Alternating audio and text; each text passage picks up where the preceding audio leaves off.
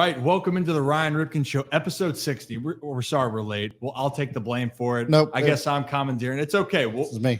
Hey, it's all of us. Well, you were trying to help out the group, Brad, and I'm going to introduce the group here in a second, everyone. But episode 60, it's crazy that we're finally this high. I felt like we just started this a couple of weeks ago, but shit, it was in September. So first off, I want to talk about what we have coming up for this show right now, and that is, well, a lot of NFL news, not a lot of Ravens-specific news, but a lot of spiciness around the NFL. And then Rocco and I were just down in spring training. So if you want to hear about the Orioles, whether you like it or not, you're going to hear a ton about it.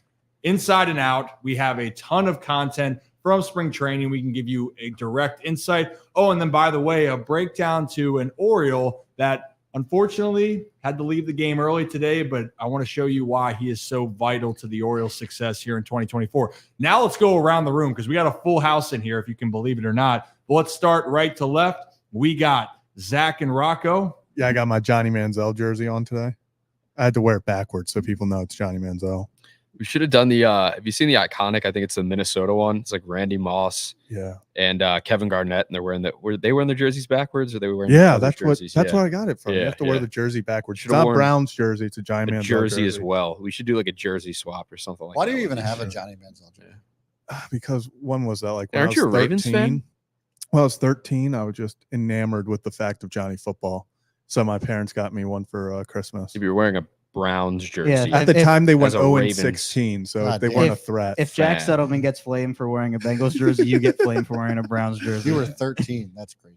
Yeah, you're bringing up I've seen a lot of people burn that jersey. There's some questions. Sean, we all have our questions. That is for sure. But for those that didn't know, here on the left side was Brad and Kevin also in studio. What up, people? Everyone's in studio except we don't have Ravens Nick Moore, which we're starting the Pro Bowl vote 2024. We're going to get it going Campaign already. is starting. It's already started. But all right, so we're going to dive into a lot of, like I said, Orioles stuff down the road here. So again, if you guys have thoughts, concerns, questions, you know it, let it run in the comments. But also, so I want to do a better job of this. We are on the podcast platforms and we're starting to gain more traction. So if you don't want to watch it, but you should watch it. I guess we think it's entertaining, or if you want to see what's going on actually visually, head over to the YouTube channel, but we are available on Spotify and Apple and everything else. If you got a nice little drive going on, right? You're not going to watch a video. I hope you're not watching a video when you're driving, so you can listen to it, put it on your car, and there you go. It's on all platforms. Just about to put that. No comment. Brad looks a little more intelligent today. Thanks. And that's the content we're talking about. You want to see how Brad's looking? Then you got to be on here on the YouTube channel. I decided to throw on the blue light glasses. Looks like we're in a classroom and Brad's our teacher. It's like, hello, how do you do, Mr. Smith? I do. I got like the polo on today. It's definitely looking. You definitely look like a sub. Yeah. Substitute teacher. Dude, wheel out the TV. If you want to watch a movie, man. You're not wrong. I'm not arguing that. But I am rocking the look. I'm having a good hair day. Yeah. Your hair looks great. I think for me, this is the best it's going to get personally. And you know what I appreciate? We got no hat swag over here and can't live without a hat over there. Yeah. Hey, look at That's how it is, man. Exactly. There you go. We got the no hair going. All right. And you know what? Maybe that. And actually, we got to bring this up here. The 3-0 take. Our friends, Kyle and Nate. Ryan, you're a good kid. I appreciate that. Thank you, Kyle. So that's also our baseball friends. We're going to have more going on with them. If you guys haven't met them or heard them, you're going to hear a lot more of them during the season. Brad, you got something? We also have a Discord. Make sure you plug that. There we go. Yep. We have a Discord as well. We should plug that. If you want to come in, have some conversations, we're doing a lot of that. But also, I want to point out the 3-0 take. You guys here, I say you're a good kid a lot. If everyone's tuned in, say it quite a bit. Kyle actually made the stamp of you're a good kid on Twitter or X. Phenomenal work. And Kyle, you are a good kid. Can't wait to get back on and talk some shop. Maybe now it's not really good news for you because the Red Sox, unfortunately, aren't doing great. But let's dive into the NFL action here before we get into baseball. And I think the first big news, right? We thought that there was going to be the Jason Kelce retirement, which we're getting into. But the big one right now, Russell Wilson has been released from the Denver Broncos. We kind of felt like that marriage was coming to an end for a while.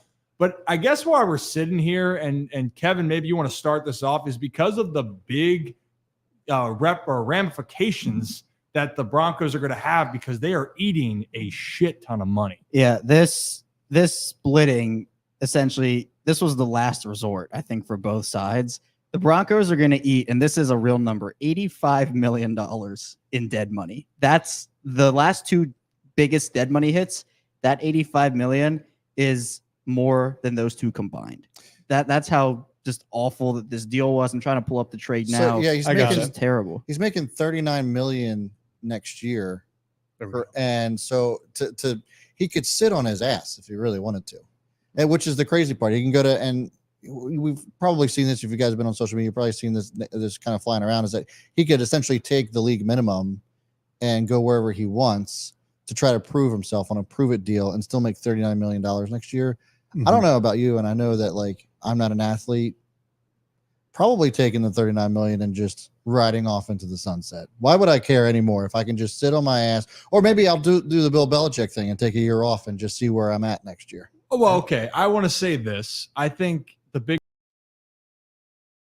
see his workouts, all the routines, besides Jameis Winston's content for workouts. I think Russell Wilson's probably next on content machine in the high offseason. knees, baby. High knees in the in the airplane. But Zach, I think what we're all sitting here, you just brought up the trade. Yeah. Now we're looking at this whole thing.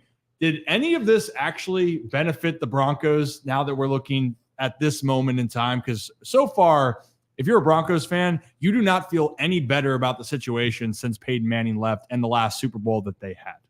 No, I think it's crazy because not only did you give up all this for Russell Wilson, you then gave up even more for Sean Payton.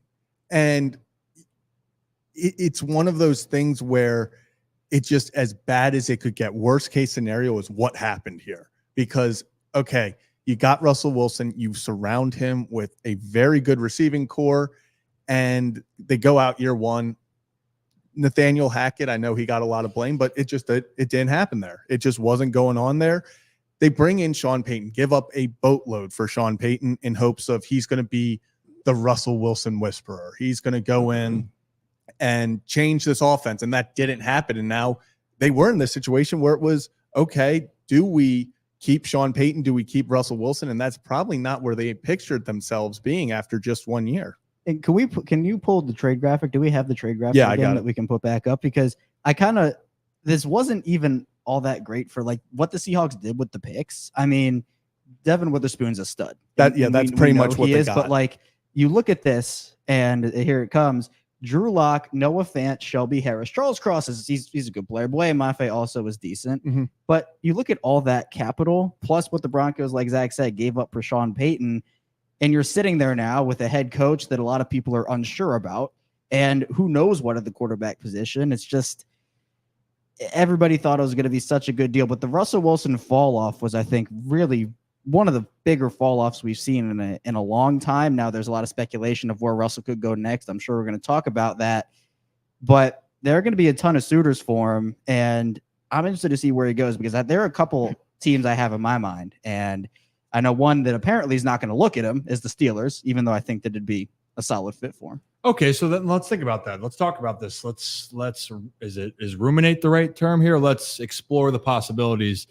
Rock, where, if you are Russell Wilson, if you're a team, where does it fit? Because we've heard about, okay, is Atlanta a fit? Is that who they want to go? Should they draft a quarterback? Because Russell Wilson's in this part of his career where it's not like he's this young quarterback.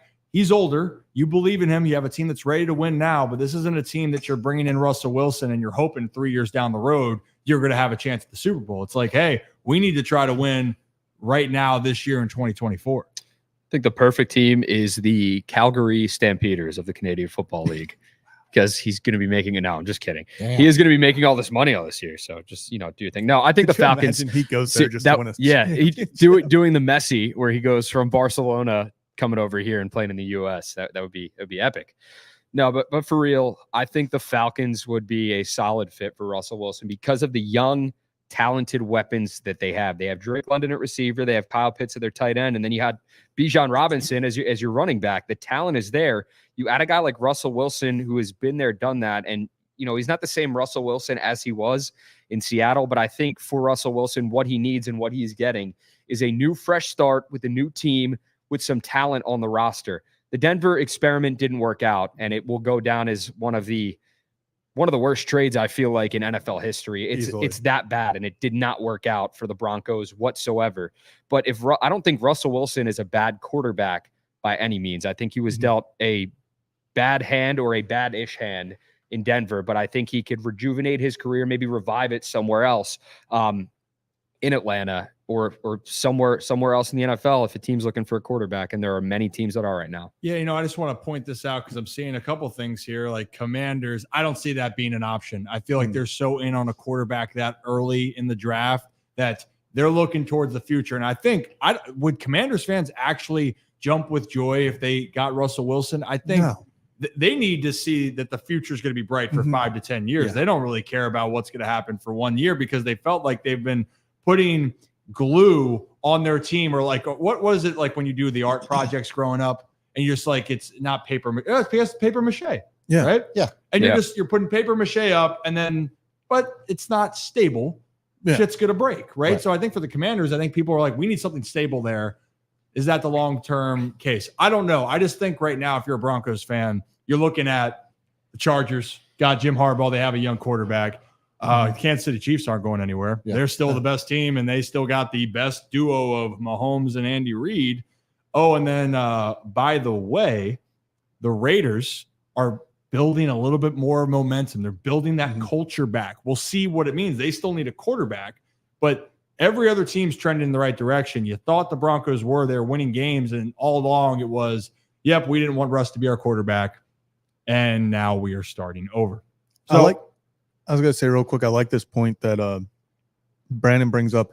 I am interested to see if a team that plans on drafting a quarterback in round 1 wants to take Russell Wilson. Maybe if their plan is, hey, we're going to have him sit behind a Russell Wilson for 1 year. I'm not talking about the Caleb Williams, the Drake Mays. I'm thinking more towards the back end where you get the Michael Penix Juniors. You start getting into the Bo Nix type class where it's okay. Can these guys be a future for your team? I could see Russell Wilson being a good 1 year option for a team like that. But like you said, a lot of these teams I feel like need quarterback help, want long-term quarterback help, and not necessarily the short-term, like you said, a 2 year, 1 year Band-Aid. No, I think it's just an interesting thing. And one thing I want to say with Russ, you can make fun of him being corny and all this, but the dude puts in work. The dude keeps working hard, and he can help a team. There's no doubt about that. He can go and help a team, but that's just it. So we're going to figure out what's happened with Russell Wilson more and more. We'll talk more of that situation as we go. We're going to move on. Before we do, if you guys are having work, apparently there's a mic issue. Seems like some technical difficulties. So let us know in the chat whose mics are going out specifically, because we want to get that fixed. Well, so the thing is, we hear it fine. It seems like on Yeah. YouTube everything's fine, but we're hearing it on X that there might be a little bit of issue. We don't know, tomato, but just let us know. We can hear everything in here, so maybe this will force you guys to listen to the podcast, which is available on Apple and Spotify and all of that. But no, in all seriousness, we're trying to get that all fixed for you guys. Let's move ahead. We're talking about quarterbacks and the relevancy and kind of. Well, let's stick with this before we go to who Zach's wearing on the front of his chest. It's a Johnny Manzel jersey, not a Browns jersey. Well, we'll get to that in a second. But it's Browns jersey.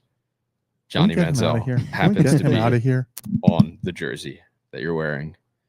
It's not making a lot of fans right now, Zach. It's okay. It's evidently your mic. Just like We're gonna take screenshots of this and put it on Yeah. Twitter. do it. Johnny Manzel, Money Manzel.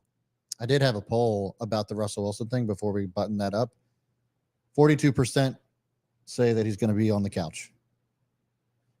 Next in line is going to be the Falcons, and then Steelers, and then Seahawks. Those are my options. Oh, him going back to Seattle would be so electric. It'd be It'll be. so fun. I just put yes. That's why I put Seahawks on there. Only 8% said Seahawks, but like that'll be the most hilarious thing ever. Well, time will tell. But how about this? We'll talk about, before we talk about Johnny Manziel, though, with what Zach's wearing, how about the quarterbacks? The combine just happened. Everything just was going on. There's been some up and down talk about what should happen in Brandon would love to see Russell in Dallas. I don't know about that. But moving on with it, if Caleb Williams, if people were on the fence about him before, I don't think anything changed after the combine. I still think he's still the number one projected pick. There's some movement behind him. Who could be there? But wasn't one of the first questions kind of going after Caleb Williams, if I'm not mistaken. Kevin, if you can walk us through it. Yeah. So, well, all the players have their media availability, and there are a bunch of, media members, reporters there. And the first question, Caleb gets up there and everybody wants to ask him a question, right? So I don't know who said it, but you just hear out of this media scrum just going, "Hey, Caleb, you afraid to compete?" And then everybody gets quiet. And he's like, "Oh, I didn't expect to have the floor." And he asked the question, and Caleb's just kind of sitting there dumbfounded, like, no, I'm not. So it was, the first thing Caleb was asked was the question, are you scared to compete? And I know there's been a lot of controversy with Caleb Williams and how he's handled certain things and losses. And I see Brad's nodding his head, so I'm sure we're gonna get a fire Brad speech here. Yeah, but, I'm curious. Did Brad, were you in the room for that? Yeah, I thought it was Brad. I think I was the guy that asked the question. That would not. If Brad was at the combine and I saw that clip, I would literally be like, "Oh my God, they let Brad get the mic." Okay, so we're taking out the quarterback play in itself, but Brad, this has become a conversation now, and this is the time where everyone tries to tear everyone down. Yeah. But this is still a conversation of who's going to lead your franchise, and clearly that's being a topic of discussion as we move closer to the draft. Listen, I've been talking about this ever since the man jumped into the stands to hug his mom, bawling his eyes out in her bosom after he lost a football game. And, I questioned his emotional state then, and I still question it. He's still done things that he continues to question, or that I continue to question because of the things that he does. And this is just continues to feed into that. And he reminds me of a guy kind of like that. Oh, yeah. He keeps saying Johnny Manzel is. I thought you were putting Zach. No, Manzel. I thought you were saying Zach. I thought you were saying Zach. I was like, it all makes sense now. It all makes sense now. I wouldn't draft myself on one either. Zach's like, who? No, Me? It's like the meme where. Well, to be fair to Zach, I think that he's more mentally stable than Caleb Williams. Oh, take me one. Take me number I one. think we can all agree. But no, in all seriousness, and I've said this from over the last 6 months. It's just like, if I'm a GM and I'm putting my GM hat on, his athletic ability is absolutely insane. But when it comes to making decisions or leading a locker room, what's that look like when you got a guy that's out there that makes all these types of decisions? It's a obvious maturing that he has to do emotionally, right? To be that leader in the locker room that people are going to be looking to when shit goes down. And you as a GM, you have to question if he's able to do that. And if the Bears want to take this guy, are they willing to start all over again, or are they going to stick with a guy like Justin Fields, who's perfectly capable of taking the Bears where they want to go? Yeah, and I think the bigger part of it is, when you're making the comparisons, it's that, can you live past the adversity that's going to happen? And we talk about Justin Fields. Yes, who knows that Justin Fields is going to be the prolific passer for all these years, right? But what we do know is that Justin Fields has the respect of the locker room. Correct. He continues to go out there and compete. And I look at the talent around, or players around, going, hey, can he do it? And a lot of people are saying, yes, he can. Just give him more talent around him. Caleb Williams, obviously talented player, but depending on where he goes, he's going to be asked a lot of. And like Johnny Manzel bringing up with Zach's jersey is essentially, he went to a place desperate to win. Mm-hmm. And even though Johnny was having issues and going to overhyped, even in on Club Shay Shay with Shannon Sharp, he's talking about his extracurriculars of how much he would go skiing in the mountains. And all of that, essentially, you're like, man, he was very unstable. Yep. And then you're with an organization that's so desperate, it was a match made in hell. So that's something that goes into it, is if you're trying to save a franchise, you got to be ready to handle that. And that is what teams are going to have to make. It's just do you want that drama? There's so many other good quarterbacks that you could put in a ball club that isn't going to give you that kind of drama. And right now, Caleb Williams is nothing but. Yeah. I will say with Johnny Manzel, though, like you said, it was a match made in hell, because you had a franchise that so desperately needed somebody to be that savior, be that guy that they could go out there. And Brian Hoyer talked about it on a podcast, I want to say within the past week or two. And he said everyone in that building knew that he should have been the starter and he should have been mentoring Manzel for a bit.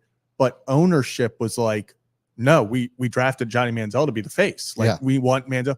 And that should have never been the position Johnny Manzel was put in. He needed time to mature. He should have never been immediately the face of a franchise, and he needed time to learn. And when he just got thrown into it like that, he was done for The from thing, the the thing start. with Manzel versus Williams is, Manzel is what? Was he 25, 22, the 25th, the 22nd overall pick? This is the number 1 pick. So he's he's getting thrown in that fire immediately. Mhm. I'm just saying the Johnny is. football mantra, you Yeah. know, and like just the hype that was surrounded around Johnny Manziel, Yeah. a first rounder, just Right. feels like the same. Like, I don't want to see Caleb Williams crash and burn. I know that there's a lot of people that are probably going to accuse me of that. That's not it. It's just that he is just the maturity level is not anywhere near what it should be as an NFL player.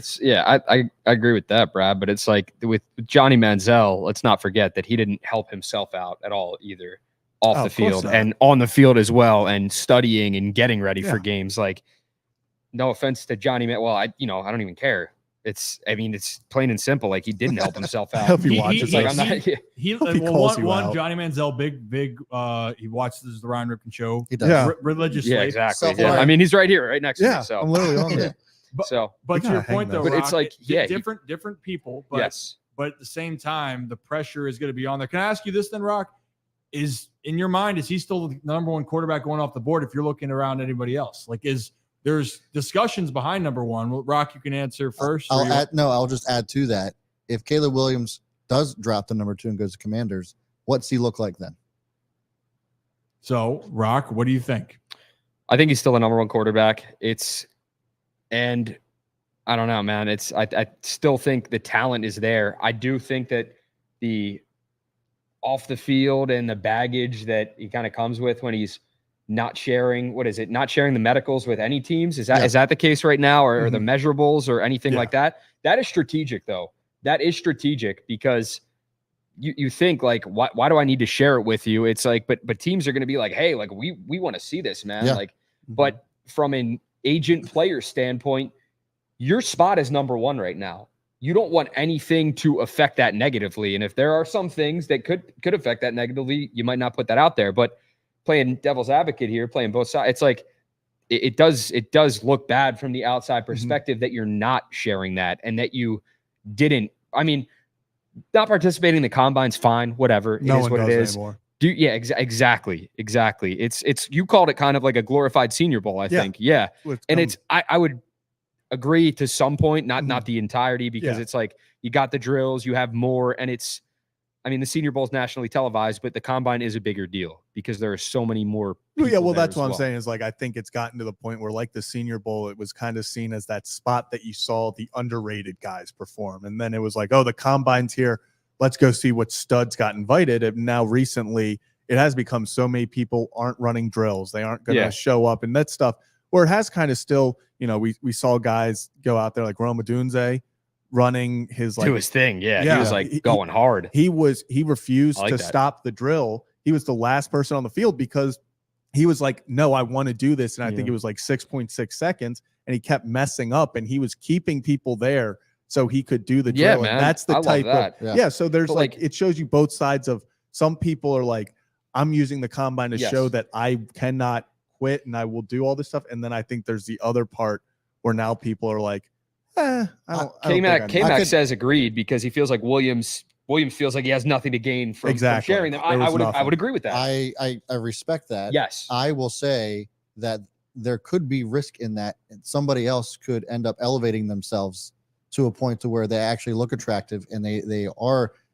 mature enough to lead a team like that. Like, I just think that there's two sides to that. There's risk in not doing a combine, and there's risk in doing it. Well, I think that when you talk about not sharing medicals, it's almost like the first initial reaction of everyone is like, what are you trying to hide? Like, that's where everybody's going to go. For sure. But I think for Williams, what would you say his floor is? Is it like 3 is the absolute floor? A team trades up for him at that point with the Raiders. Yeah. So at that point, if you're sharing medicals with like all 3, so like the Ravens or the Chiefs, or like for some people, it's like, well, what do you gain in doing that? Where it's, oh, well, maybe the Ravens doctor finds something and that doesn't help Caleb's stock. Yeah. So if you share with, I don't know, what teams are quarterback needy at 3 that could go and trade up. If he's not going to Chicago, if he's not going to Washington, a team will trade up to 3 probably and take him. So that's the point where you share it with maybe who could trade up for you, or Chicago or Washington. Because if you're Caleb Williams, you're saying, well, if the Ravens or Chiefs doctor finds something and I know I'm not going there, maybe that'll hurt my stock and take me out of the range I want to go. Pro day will be telling for Caleb Williams, Yeah. USC's pro day, and that's March 20th. And that's where you see guys either elevate their stock or sometimes drop off. And Zach Wilson, remember a few years ago, he was throwing bombs. Yeah. Like he was rolling out, throwing bombs. And that's when like the hype train not really began for Zach Wilson, but it kind of took off, and it was like full steam ahead for that. And that's what the Jets saw. And they were like, all right, like this could be our guy going forward. And they ended up taking him. But like with Caleb Williams, I think like we might see him play it safe during his pro day. We might see him, I don't know. What do you mean by playing it Play safe? it a little safer. Like if he's he won't do drills at his pro day. He'll just Probably just throw. throw. Yeah, that's I'm sorry. Play it safe wasn't like but like, yeah, he will probably do limited things at his pro day if he's not going to do the combine. And we've seen guys do that before. I think the biggest thing that I take away from all this stuff, it's flashy now because you can watch it and what's going on. And it's just another way to entertain yourself during the offseason, right? NFL Combine, throw it on there. Oh, wow, this is amazing. Oh, wow, he's making a 70-yard throw. But the biggest thing that I've just taken away, how do you play on the field? How do you go out there and play? Like that's where teams are going to go back to. And then they want to see how you answer questions. They want to see how you mentally might, and they might ask you some weird stuff. We've heard the question, like a ton of weird questions. That's a part of it. But the thing that we want to remember here, your talent and what you do on the field is going to be the biggest part of this. We've seen in the past where guys can be combine warriors, but they can't go out and put it together. There's the upside of traits, and there's the other part of being the football, the talent-wise football to go out there and execute. And those are the two different things. But make no mistake, Caleb Williams is going to be either probably still the number one overall pick and or the top quarterback taken, but you just never know. And before we dive into some other topics here, if you're new to the channel, hit that like and subscribe button. We're the Ryan Ripken Show. We usually do this every Monday and Thursday. Are we on time? Really not, but that's a part of Zach's in charge. Yeah. I mean, me, Brad, and Kevin. Well, there are actual statistics behind this. So when you guys were gone, when Zach was the head man, we did 2 shows. And we were 3 minutes late combined on those 2 shows. I resent that remark. Yeah, I love calling myself the head man just because I'm next to them. Well, Zach also called Brad Robert Kraft. So yeah, technically he's the head. What? We got I do own the stadium. Yeah, it was. He's Brady. I'm Belichick, and Brad is Robert That's Kraft. Drew Bledsoe. That's Drew Bledsoe. Ryan's Drew Bledsoe. Rocco, you're like Kendrick Bourne or something. Wow. No, he's Thanks, Kevin. who just retired the special teams. Matt Slater. Matt Slater. You are so mad. Well, that'd be a great comp. I mean, I'd want to be that comp. I mean, he's that means Rocco's then is decorated on the team. He's respected. He's won Super Bowls, and maybe that is who Rocco to say. Talk to me nice, Trip. I thought you were going to say some mean things about me. Appreciate that, It doesn't buddy. always have to be Thank mean. you. But so if He you're builds you up just. I know, I just to compared- knock me down. He's just going to chip away like one by one. So anyway, if you're new to the channel, though, hit that like and subscribe button. We're going to talk a lot about the Orioles. I'm seeing some questions I saw from a different Kevin here. Quick question. How do you feel about Cedric Mullins? We'll get into that. Brad, do you have a poll or recent do. thought? All right. Yeah. So before we get into the next topic, another important poll here is going to be the greatest condiment of all time. I got ketchup, mustard, mayo, and relish. Oh, man, there's a lot to choose from. We'll let that marinate. Yeah. We'll let that marinate for a little bit. No, and it's see how not. it I hate goes. the cheese. And it's relish. Okay, we're gonna wait. We're gonna let gotta that wait. We gotta We're wait. gonna let that marinate. Okay. And I also seen some comments here, Sean. Can't wait to hear Ryan on BBT. That Baltimore baseball tonight. For those that aren't affiliated with it, it's on 105.7. Yes, I am excited. Spring training, March 28th. We are officially in the month of March, and we're 24 days away. I think you mean opening day is March 28th. You said spring training. Okay, spring training, tomato. No, I just want to, but you were nice to me, so I was nice to you. Yeah, no, you actually just called him out. No, I didn't mean to call him out. I was just letting you know. Correct. Well, how we saw it. So anyway, we'll forget that. And the other part is, as we're thinking about more subscriptions, Con, I agree with you. I can't wait for Ripken After Dark. Ripped After Dark might move mountains. Yes. We don't want to see Rip After Dark. I don't know. I do. Rocco. We're definitely. That's I heard some I heard some stories down in spring training that I just can't talk about on the air. And it was they were pretty detailed stories. So it was interesting. It was interesting to hear. $99 And what's worse is that his former teammates confirmed those stories and basically what Rip has said or called himself before in the past. So I'll let you guys just think about that. But it's just like, I was like, you know, like I didn't need to hear that, but now I know. And now he's making the face, and it's just like, here we are. Well, and so speaking of that, we had a lot of great content. And Joe, I just saw you said, "Where's the hell is the Rip and Rock podcast?" Which we also do. It is coming out soon. It's not on us on this case, but more will be coming from that.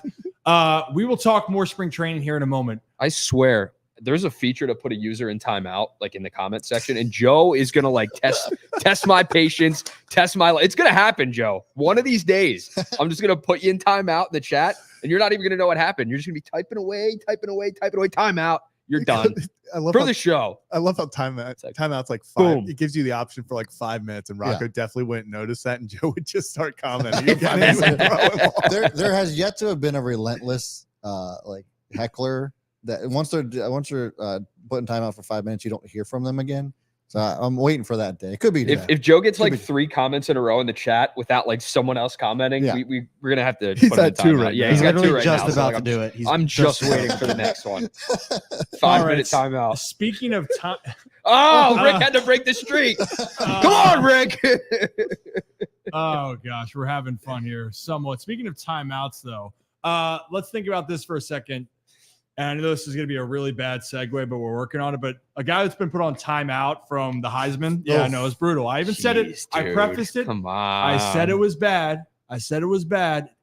However, Reggie Bush has been disallowed from the Heisman, whatever you want to call it. Yeah. And the reason why Zach is also wearing the Johnny Manzel jersey in person is because Johnny Manzel came out in a tweet and said he is not going to attend the Heisman case anymore after this. Here's the tweet for those that cannot read it that are listening on our podcast platforms.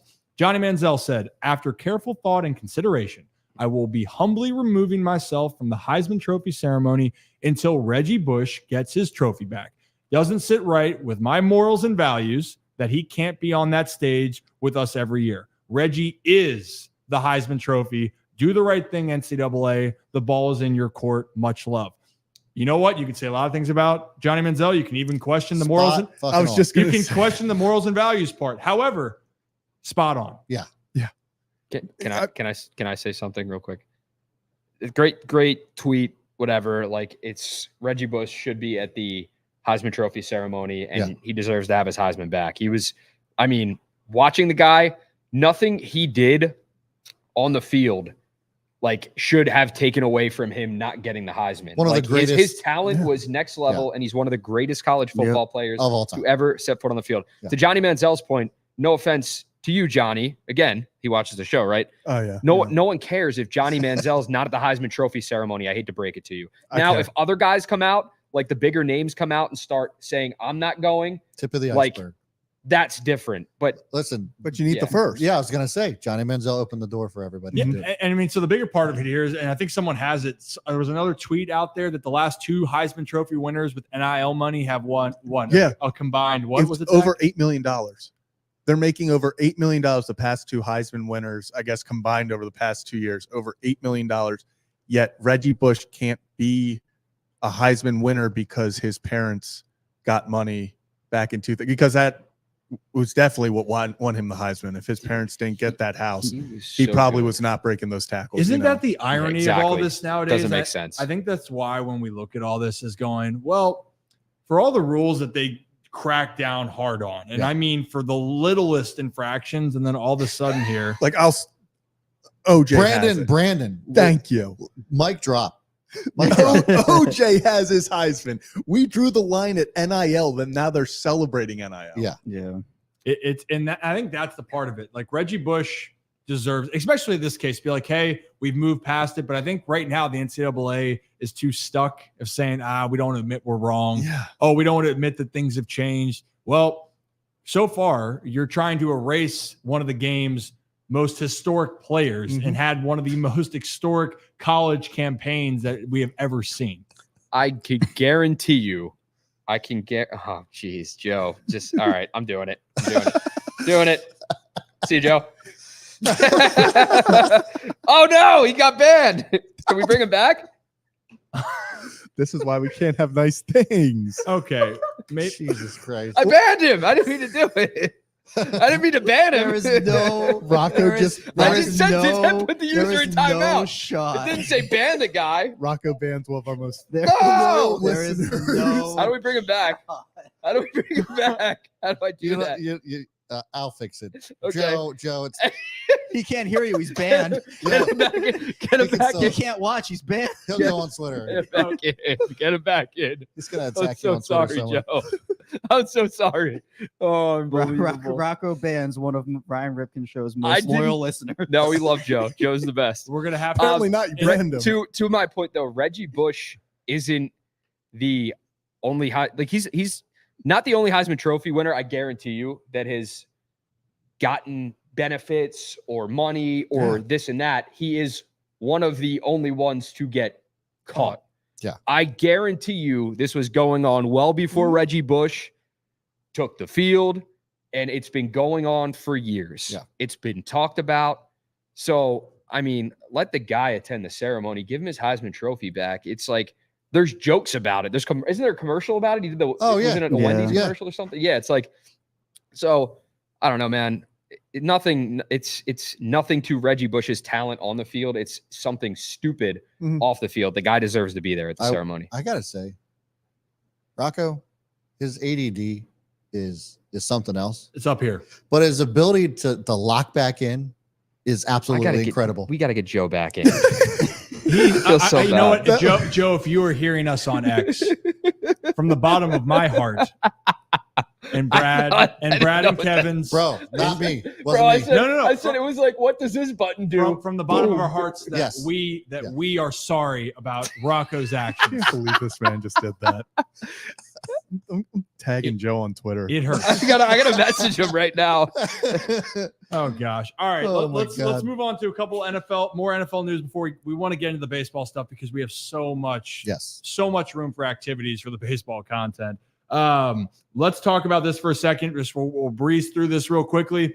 If you thought that Mike Evans was going to be a Raven, guess what? He's not. He's not going anywhere. He's staying down in Tampa Bay. 2 years, $52 million, $35 million guaranteed. Too much money. I So feel much money. that is a ridiculous amount of money. But you know what? I like that Mike's staying with the same team. There's something about For sure. of it staying. It feels good. But you got to feel like he's got to have an idea who his quarterback's going to be. It's got to be Baker. I feel like 100%. Baker has They to come had back. to, yeah. Yeah. Because he doesn't want to come back unless they draft a rookie quarterback that he really likes. But I think Baker, a renaissance, and it seemed like a good fit. Baker's that dude. I don't think Mike Evans would have signed. Joe just messaged me. He said, I'm on YouTube, guys. I'm good. Rocco DeSangro, you still suck. Couldn't agree more, Joe. All right, let's continue with the show here, Zach. What were we? Sorry. We're talking about with Baker Mayfield. Oh yeah. So I don't think Mike Evans even signs that deal if he doesn't know that Baker's coming back. I just don't see him taking a massive deal knowing that he could go somewhere else and get a good payday. Probably not that big of a payday as he got in Tampa, but he could have gone somewhere and played with a really good quarterback. I don't see him signing that deal if the Buccaneers were unsure about who their quarterback is. I'm sure they said, we're bringing Baker back. And he was like, okay, I'll sign the deal. So it's kind of like, I know you're going to hate the corniness of it, but it's like with Sexy back, like I'm bringing Baker back. Yeah. Oh, you weren't born yet, Zach. I can't believe He was. How did he? Nope. How did he was get born. that out He of was a that toddler. statement? Yeah, I was. Well, I mean, you could even you get the points. Like I'm bringing Sexy back. Yeah. I'm bringing Baker back. Yeah. You can just go along with it if you know the song. No. Okay. No. Jesus. You It know was what? better than the other one earlier. Yeah, Better than you the other know one. what I want to encourage with this group, by the way, here, and for everyone for the audience, I'd love for you to hear. Maybe show a little bit more character besides banning our best fans, or maybe talking about what they like to do. Like our group likes to have fun and sing, but if That's you why I wouldn't got know, the polls, bro. What are the results? Do we have them? Yeah, we do have them. So this has been out for 10 minutes, so it's long enough. Ketchup, I think probably no surprise to most, is the greatest condiment of all time, which I emphatically disagree. Mustard, mayo, and relish were the options, and it's all in that order. So ketchup number 1, mustard number 2, mayo number 3, and relish number 4. For me personally, we can go around the room. Mustard is the greatest condiment of all time. I put that shit on everything, just like Frank's Red Hot. I already know Kevin is going to say some dumb shit. I already know Kevin's going to say some dumb Should I shit. go And last before- because of that? So I am. You know I will what? say- Go I will ahead. say that there was some people putting in there. What about barbecue sauce? What about this? I only have 4 options on YouTube to make these polls. So obviously I went with the 4 most popular. So you just got to pick one. But anyway, go ahead. Kevin, do we dare want to know? Probably not. Go ahead. Relish all day. I'm Ooh. picking relish You're gross. all day.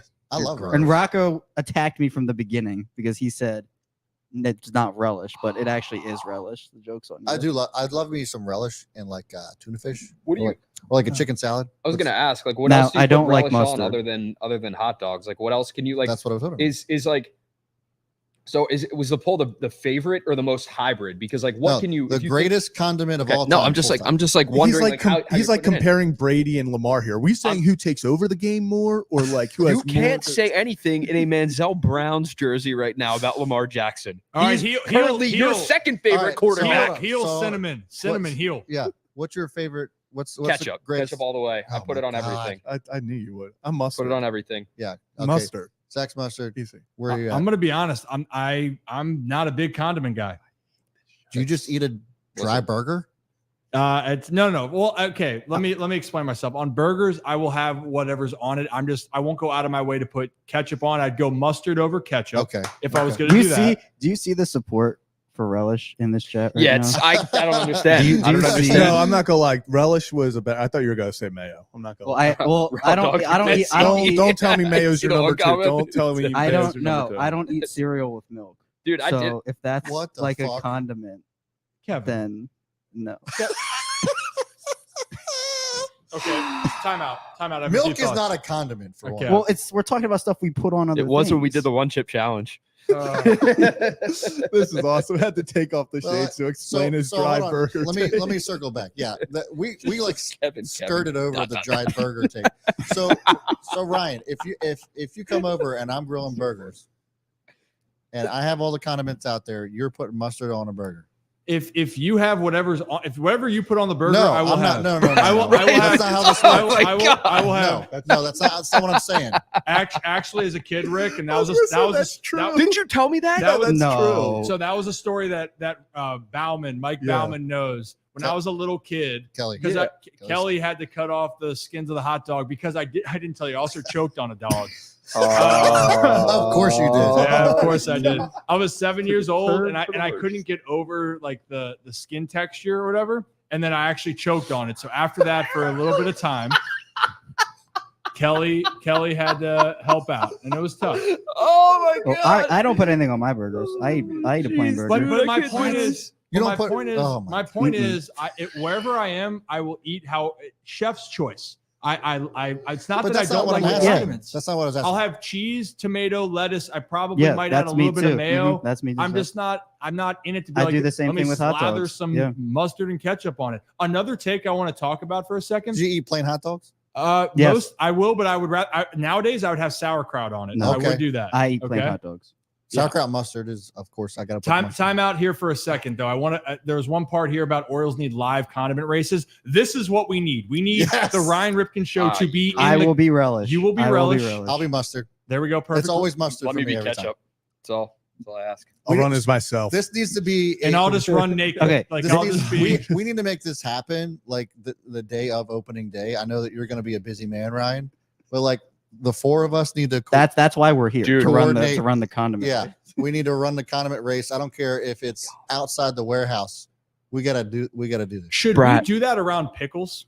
yes. Dude, Oh, we that'd could, be yeah. electric. That would be awesome. Oh, that'd be Hilarious. electric. Dude, that's Nick Moore's comeback story is going to be Kevin and relish, and Nick just comes out of nowhere and just absolutely Does murders Nick, him. does Nick Just hate, ends does his Nick life. hate relish? Is this like, No, it's like 'cause you're supposed to do the Oklahoma Oh. drill, so like he's just going to take it upon himself to just. Holy shit! Okay, we're getting so off topic, but yes, I think what we're going to do is we're going to have the condiment race, not a hot dog eating contest, but maybe that could be down the Oh. road for the Ryan Ripken Show. I actually cannot eat more than one hot dog in a sitting. It is. All right. Oh, We're learning a lot my about you God. right now. And It's I'm- really bad. And I'm getting I'm Kev, about to Kev, get you're giving off- physically. you're I'm about to giving get physical. Kev, with you're really Kevin. giving off, like, giving He's his giving off face. serial killer vibes. Give him your glasses. Give him your glasses. okay. Let him wear the Dahmer glasses. Oh my goodness. All right. Moving on. Heel Disgusting over sits. here. We're gonna relax. And if you like the Ryan Ripken Show, hit that like and subscribe button. For Christ's sake, hit that like button. We do this every Monday and Thursday. We got way off track, but people are very serious about their condiments.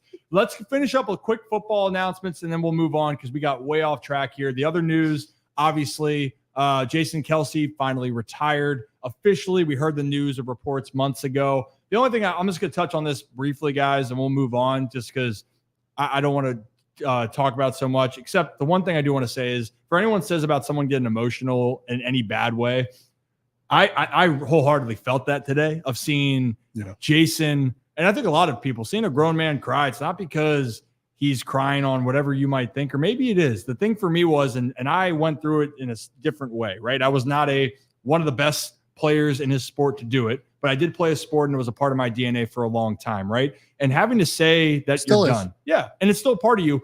And so when you realize that it's over and you can even say it in your mind, but then you have to speak out loud, it becomes real. And in that moment, you're sitting there and you're going, I'm thinking of every moment that since I was a little kid to this and everything in between, all the memories and moments are flooding in. And for Jason Kelce, it's a beautiful thing because it means that he cared so much about him, but it's a big part of who he is. And the next chapter is going to be son. Jason Kelce is going to kill it in whatever media or any type of job he does post-football career. But the other part is he's going to have another beautiful thing. He's going to see his family continue to grow, and he's going to see a whole different part of life. But right now, his entire life has been dedicated to one thing. It got him to where it is. And so I wish the best for him. Hell of a career. He's going to be a Hall of Famer. One of the best centers, arguably the best center we've ever seen. Incredible, awesome moment for him. And that's just all good things come to an end, guys. So I think we'll just leave it at that. Like, this is like one of those. I understand why you have to wait to get in the Hall of Fame, but we all know that he's not coming back. Just put the guy in the Hall of Fame. Yeah. Just give him the gold jacket already. I mean, I don't think anyone I saw people talking about just like embodying Philly, like the Philly community, and not even Philly community. Everybody loves him. Like, and I think because he's so real, he can be vulnerable, and all that shit matters, especially in a time and day where you're talking about, well, hey, you got to be tough or you got to be able to handle things. No, you can just explain yourself, articulate who you are, and be your unauthentic self. We talked about this, Brad. Yep. Or full authentic, whatever the term is. We want to be authentic on the show. That is your full authentic self. No one's more fully authentic than Jason Kelce. He's awesome, man. He wore the Mummers outfit, just embodies Philly at the Super Bowl parade.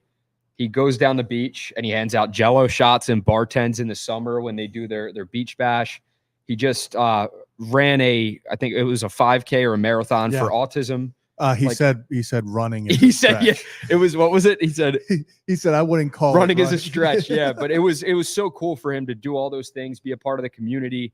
I mean, everyone in Philadelphia loves Jason Kelce, and there are so many people across the NFL that love Jason Kelce, and he embodies everything, just doing things the right way from a football player standpoint, from a human being standpoint, and, wish him nothing but success. Like, post-career, I think the podcast is for sure going to continue to take off. He is going welcome to the big leagues. It's going to be a media talk about money Manzel. I mean, he's going to make more money in media than he ever did in football. Yeah, they're going to be backing up the trucks to sign whoever wants new heights, whatever 100%. Company is going to have to bring a lot of money. He's going to, like, if a company like Spotify goes after him, he's going to bring in Joe Rogan kind of money. Yeah. I mean, and they're awesome. And eventually, the thing is, we don't know what this post career could be. We've only probably talked about the tip of the iceberg early. It really is. You don't know what it's going to be because his personality, the amount of love that he has, it could stretch beyond football, which I really do believe it will. Yeah.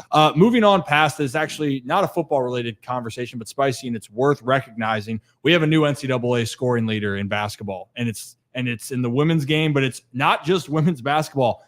It's the entire package, ladies and gentlemen. Caitlyn Clark broke the record. It was last night, correct? Yes. On a free throw by herself at the line, makes it. You can say what you want about all of it. It honestly is one of the most special moments that I've really kind of, when I look back and witness, and even hearing her talk about it, of going, if you had told me that I would lead all this, think you're crazy, because I was just trying to figure out how to start, how to play. Yeah. And in the process, she's not only become the leading scorer in NCAA history. Personally, you can say what you want that they haven't won the championships. She has now revolutionized women's basketball, especially in the college game, people are going out to see her play. And quite frankly, she's brought in so much excitement that I can't wait to see what she's going to do next. I know she's going to the NBA for next season. Do you know whose record she actually beat? Pete Maravich. Yeah, Pistol Pete. That's how long that record has been there, and she came in and actually beat it, which is just absolutely incredible. I don't even know. She sells out everywhere she goes. I mean, she is must-see basketball. Yeah. Well, and you know, the obvious longstanding issue with the WNBA NBA versus NBA and like interest and that sort of thing. This is what the WNBA needs to be able to bring somebody like her into the WNBA. That's what's going to put butts in seats. You start to get more people like that, or more female athletes like that, and then that's what's going to bring in the money. That's what's going to close that wage gap between female and male athletes. I mean, I think it's incredible for basketball all the way around. Yeah, and the reason why I said it initially was like, if people, you know, despite what you think, because some people are like, yeah, I don't care, right? Oh, it doesn't matter to me. And you know what? That's your opinion. You can, but for personally, the sports fans of seeing what's going on, it's incredible to watch because, again, I'm a guy that loves the history of things. And you just brought up Pete Maravich, Pistol Pete. Just keep that in mind, how hard it was to break this record. And especially in a game nowadays where people are not staying as long as they are. Yeah. They're not scoring as many points as they are because it's a different team concept. And here's a player in a city on a team where Iowa's on the map really because of Caitlyn Clark for as far as women's basketball. Right. And so people to have someone have that type of impact and to bring that excitement, it's the best thing for the game. Mm-hmm. And hopefully, like I said, I hope that she has a great end to her college career. And it's going to be really interesting for the WNBA because you are getting a player now that clearly you're starting to see a shift in how people are starting to be moved by her presence wherever she goes. So can't wait. It should be fun. And even this last thing right here, like Brandon brings up, her and Angel Reese, like even that type of spark last year. Great for the game. Yeah, great for the game. Well, I was on that topic. I was gonna ask you, and anybody can answer this question. Obviously, like where can she take this team to the national championship? This year?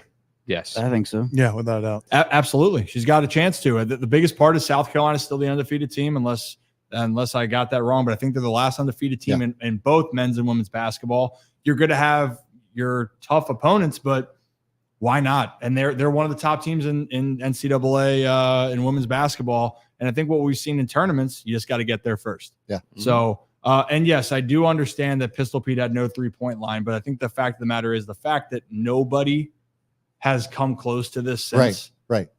And the fact that now it's someone, like I said, Caitlyn Clark going from Iowa is the one that breaks the record. Not all the great players that came before her, not just in women's basketball, but men's basketball. This is the new scoring champion. And that's something that you need to celebrate. And you know what I loved about it? She goes, I can't wait until someone breaks it themselves. Yeah. Like that to me is awesome. She wants to see someone achieve greatness like she did. So congrats to her.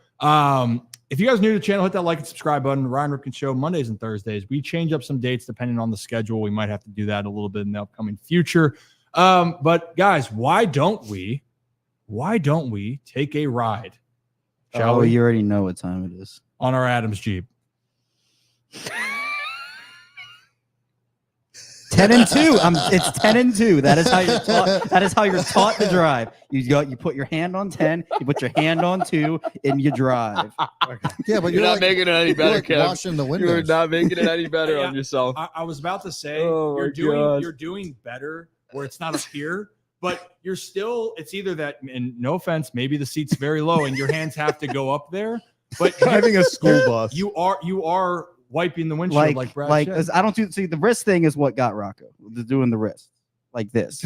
But now Kevin's playing the Morocco. He's still like, this isn't driving though either. Well, no, because you don't. Yeah. There's so many questions that people are having. Are you milk? Well, we know he's not milking it for his cereal. We know he's not milking That's right. it down for his cereal. Kevin doesn't like milk in his cereal. The best snack for me is get some plain Cheerios. I eat them from the bag. Okay, we plain can Cheerios. I can live with that. I thought you were going to do something else. Oh yeah. Well, do you not drink milk at all? Or you No. just not a milk drinker? No, chocolate milk is fine, but not regular milk. Okay, we can live with that. But riding the Jeep, Adams Jeep, our friends at Adams Jeep of Maryland, they're up in Aberdeen. We got the sign behind Zach and Rocco there. And look, have so much planned with Shout them out. moving forward. You have parts, you need service. And it doesn't matter. You don't have to have a Jeep, but if you're interested in getting a Jeep, they are the people to get it. But they do everything. They are hands-on and they are super responsive. I trust them with anything. I'm actually going up to see them again this week. They're great and have a lot more with them to start off the rest of the season. We will have more information in our videos about where you can find them, but they are Adams Jeep of Maryland up in Aberdeen. All right, guys, now that we're taking this ride, we're going down to spring training. We're finally making our way down there. Rocco and I actually just made our way back. And that was do we explain first our travel situation or do we just save that for a different time? No, we got to start with that. Okay. Yeah. So for those We that did were, not drive. We flew. And it was, do you want to start this off or should I? yeah, I mean, do we want to start with the actual beginning or just want to start with how it ended? You can start with the beginning. I will detail how it ended. Okay. So so going down there, everything we left first thing early in the morning on, I believe it was the 27th of February, got down there, 2 flights, got to see the Orioles play 3 games in a row. And we were working day and night, morning to night. Rocco was actually falling asleep during one of the Rippin' Rocks because that's how hard we were working. Great content, by the way. We have more from that coming, so you guys can stay tuned. But I think the crazier part then for our travel was when we were leaving, we had to go through Atlanta to get back from Sarasota to BWI, went Sarasota, Atlanta. And all of a sudden, when we were on our last leg, we're on the plane, we think we're having a great time, Rock, and literally it was a plane from hell. Yes. This is like a flight that you just dread. You hope like you're not on a flight like this. And if you are, you better hope you have like noise canceling earphones or something to get you through it because sleep's not going to do it. Sleep alone will not get you through it. Let's start with what happened, how it started. So Ryan's sitting in front of me.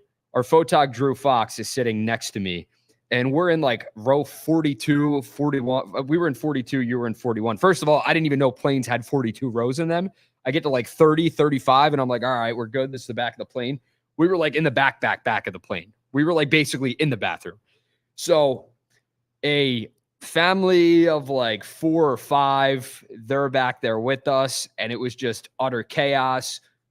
2 young kids and a baby crying, screaming, kicking Drew's chair the whole flight. That was insane. Okay.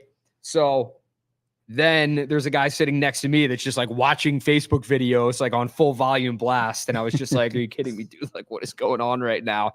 I'm texting Rip, meanwhile, and Drew in a group chat, like, you can't make this up. Like, this is crazy. I think like Drew called it like, we're basically on Spirit Airlines. We were not on Spirit Airlines, but like you can relate to that. It just gets crazy and hectic and chaotic.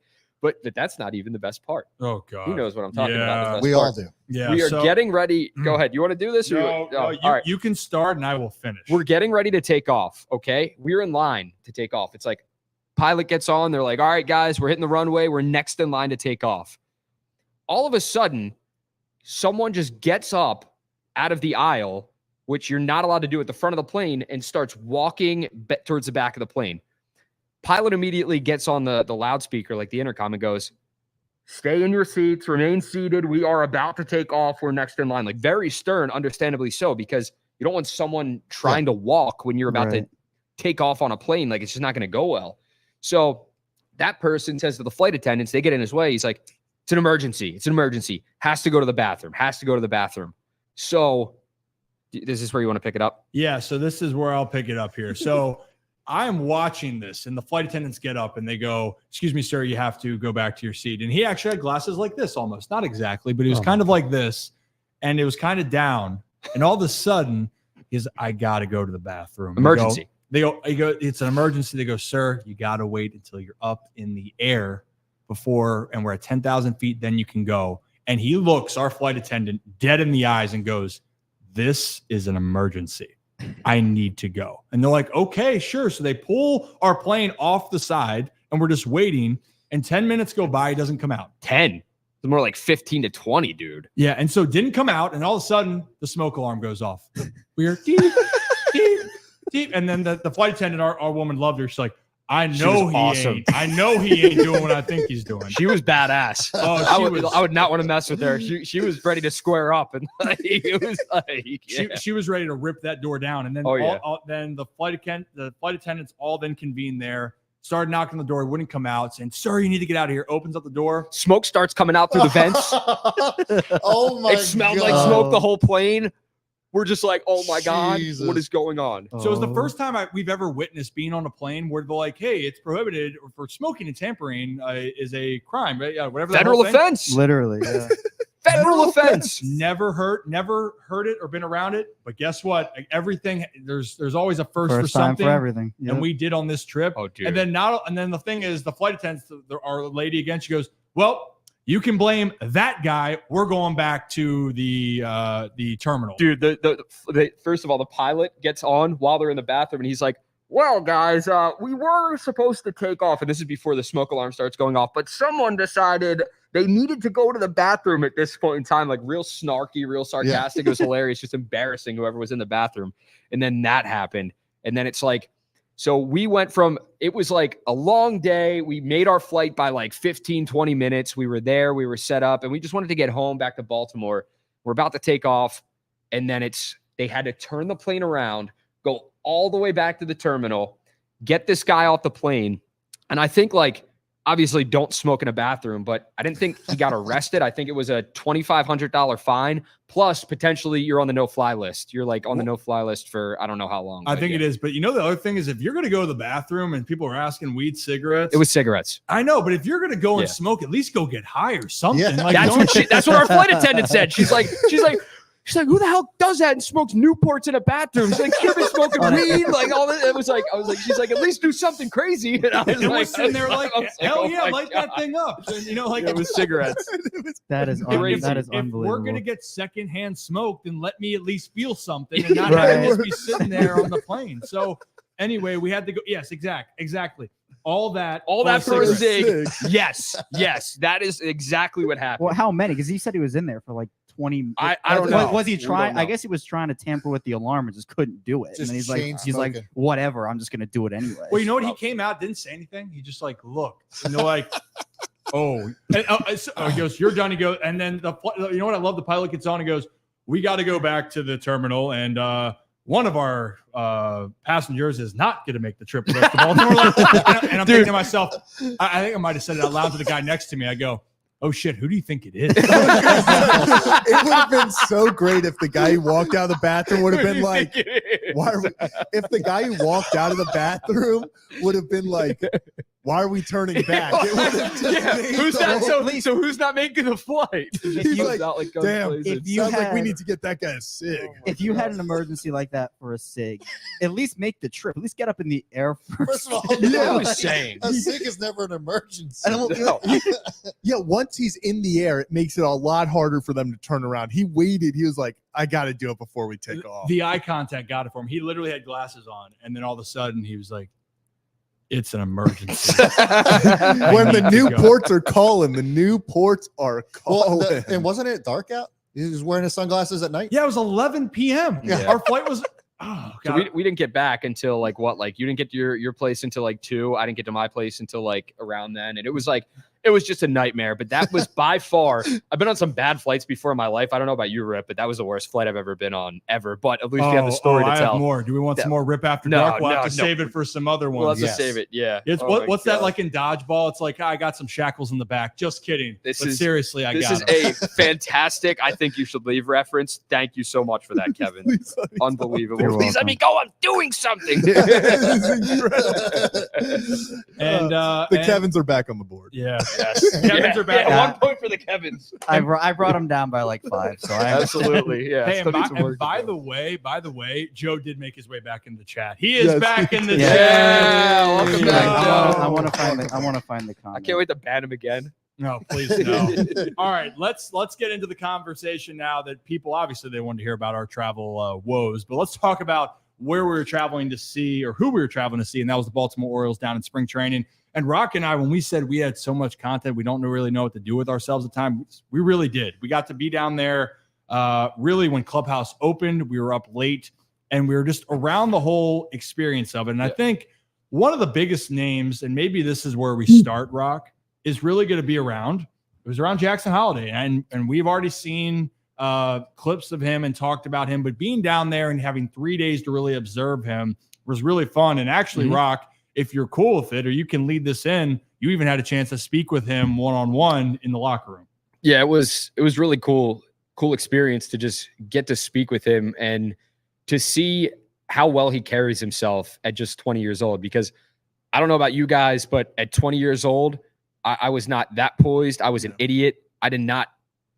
There's no chance I would have been able to do what Jackson Holiday is doing right now. And I know, like, okay, he comes from a baseball family. His dad was an all-star. You can say that, but, like, you know, not always do your kids turn out like that. And, like, as good of a person as Jackson Holiday seems, I mean, he just got married, 20 years old, wise beyond his years. He's very mature for his age. So it was great to see, great to be able to talk with him and just about his rise through the minor league ranks. Not only that, but his timeline. I don't know if that's a clip you have right now, Rip, but I'm pretty sure it's the timeline one or the rise just throughout the minor leagues and timeline for making an MLB debut. Yeah, and I think, I don't know if we actually have. No, we don't have the timeline one, but what you were talking about, he did say in his press conference when he was drafted by the Orioles, how long do you think it's going to take for you to get to Baltimore, right? It said 2 years. Oh, yeah, okay. He expected 2 years to do it.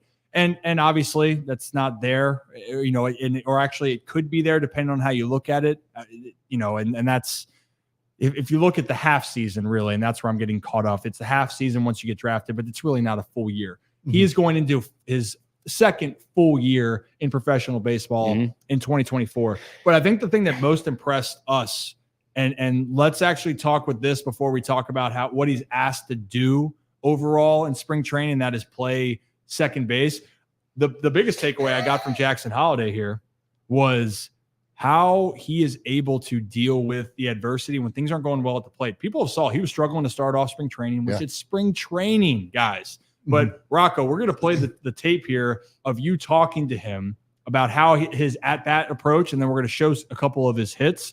But this is after the fact when he had a good game. But you're going to see, just listen to Jackson's talk about his approach in dealing with the ups and downs of Major League Baseball. Approach when you step in the box, it's easy to get frustrated when you start at a game 0-2, but then you go and single. Like, what is your mentality each and every time? Is it a fresh start? Like, how do you walk in there and approach every at bat? Yeah, I think the same thing. It's just taking it at bat to at bat and trying not to let the at bat before carry over. Had the 0-for-2 start, 2-for-4 finish. You got the single, the RBI triple. How satisfying is that, being able to settle in and kind of feel everything out right there? Yeah, I think did we talk about that earlier today? Yeah, so yeah, it's just taking it at bat to bat, and I felt comfortable in the first one. Second one got away from me a little bit, but yeah, just settling back in, sticking to my approach, staying through the middle of the field. I was able to hit a changeup, and usually when I can hit changeups up into the middle of the field, I'm in a good spot. So yeah, happy with my last two at bats. This 2 for my last 2 is probably how I'm gonna think about it. So happy with my last 2 bats. I love that right there, 2 for his last 2. And I think the biggest part that people need to realize for those hits, base hit the left center, triple down the line. Yeah. And I also loved, me and Rocco actually talked about this before when we were going over this video. I love the part where he looked at Rocco and was like, we actually talked about this earlier. And it's the little things about ball players where they're like, oh, that's funny. Like, I remember us talking about this situation and the maturity there when, you know, he's 20 years old. He has so many reporters coming up asking so many different things that he's so cool, calm, and collected in the moment, where when he's, you know, getting all these questions, he's like, oh, yeah, no, me and you talked about this earlier. Let me build on that. And I love how that maturity comes through.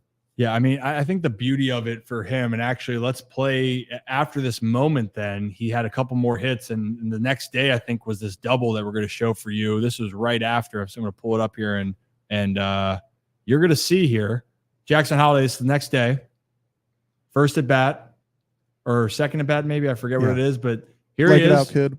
Leg it out. And he's back in motion. I think these are little things right now. And I think that's the thing I can't always quantify to people about talent and about dealing with the metrics, is that when you're so young, how do you deal with failure? Because at the end of the day, baseball is a game of failure all the time. Life's a game of failure, but baseball's saying, hey, you can fail 75% of the time and still be the best at what you do. That's a shit ton of failure on a day-to-day basis. Now imagine being the number 1 overall pick with the expectations of your family and the fact of you are fighting for a job in spring training. And actually, I think that he talked a little bit about that, Rock, too, of he will do anything to make this team. And right now, what we saw was that it looks like that route to make the team is going to be at second base. Do you want to comment? I thought you were going into a clip. I wasn't sure because that's sometimes what we do. No, absolutely. That's Jackson Holliday said if they've been working him primarily at second base in the spring. And he said, when I interviewed him, he was like, I want to do whatever I can to make this team. And if it's second base, I want to be the best second baseman possible. I want to be the best second baseman I can be.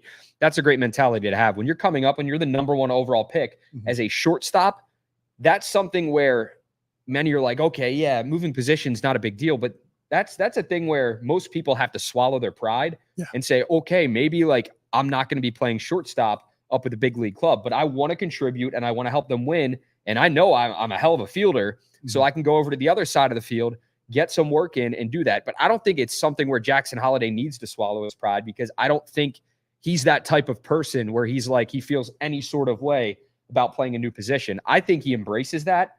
It may be a challenge, but I think he's taken it head on. And really cool thing in spring training was to see him. We have the video, we have Jackson talking about it as well, is working with Colton Wong, who they brought in. And Rip was talking about it earlier. He thinks it's a very strategic signing of Colton Wong, not just because he's a veteran. He could be a safety net if Jackson Holliday is not ready and he maybe starts the season in AAA, but because this is a guy Jackson Holliday not only is familiar with, he's known him since he was 10 years old. Colton Wong played with Matt Holliday in St. Louis, which is really cool, but he's a multi-time Gold Glove Award winner. He plays second base very well. And he's someone that Jackson is eager to learn from. And you saw the video there, those two working together, working on leg work, working on like things from turning the hips, turning two.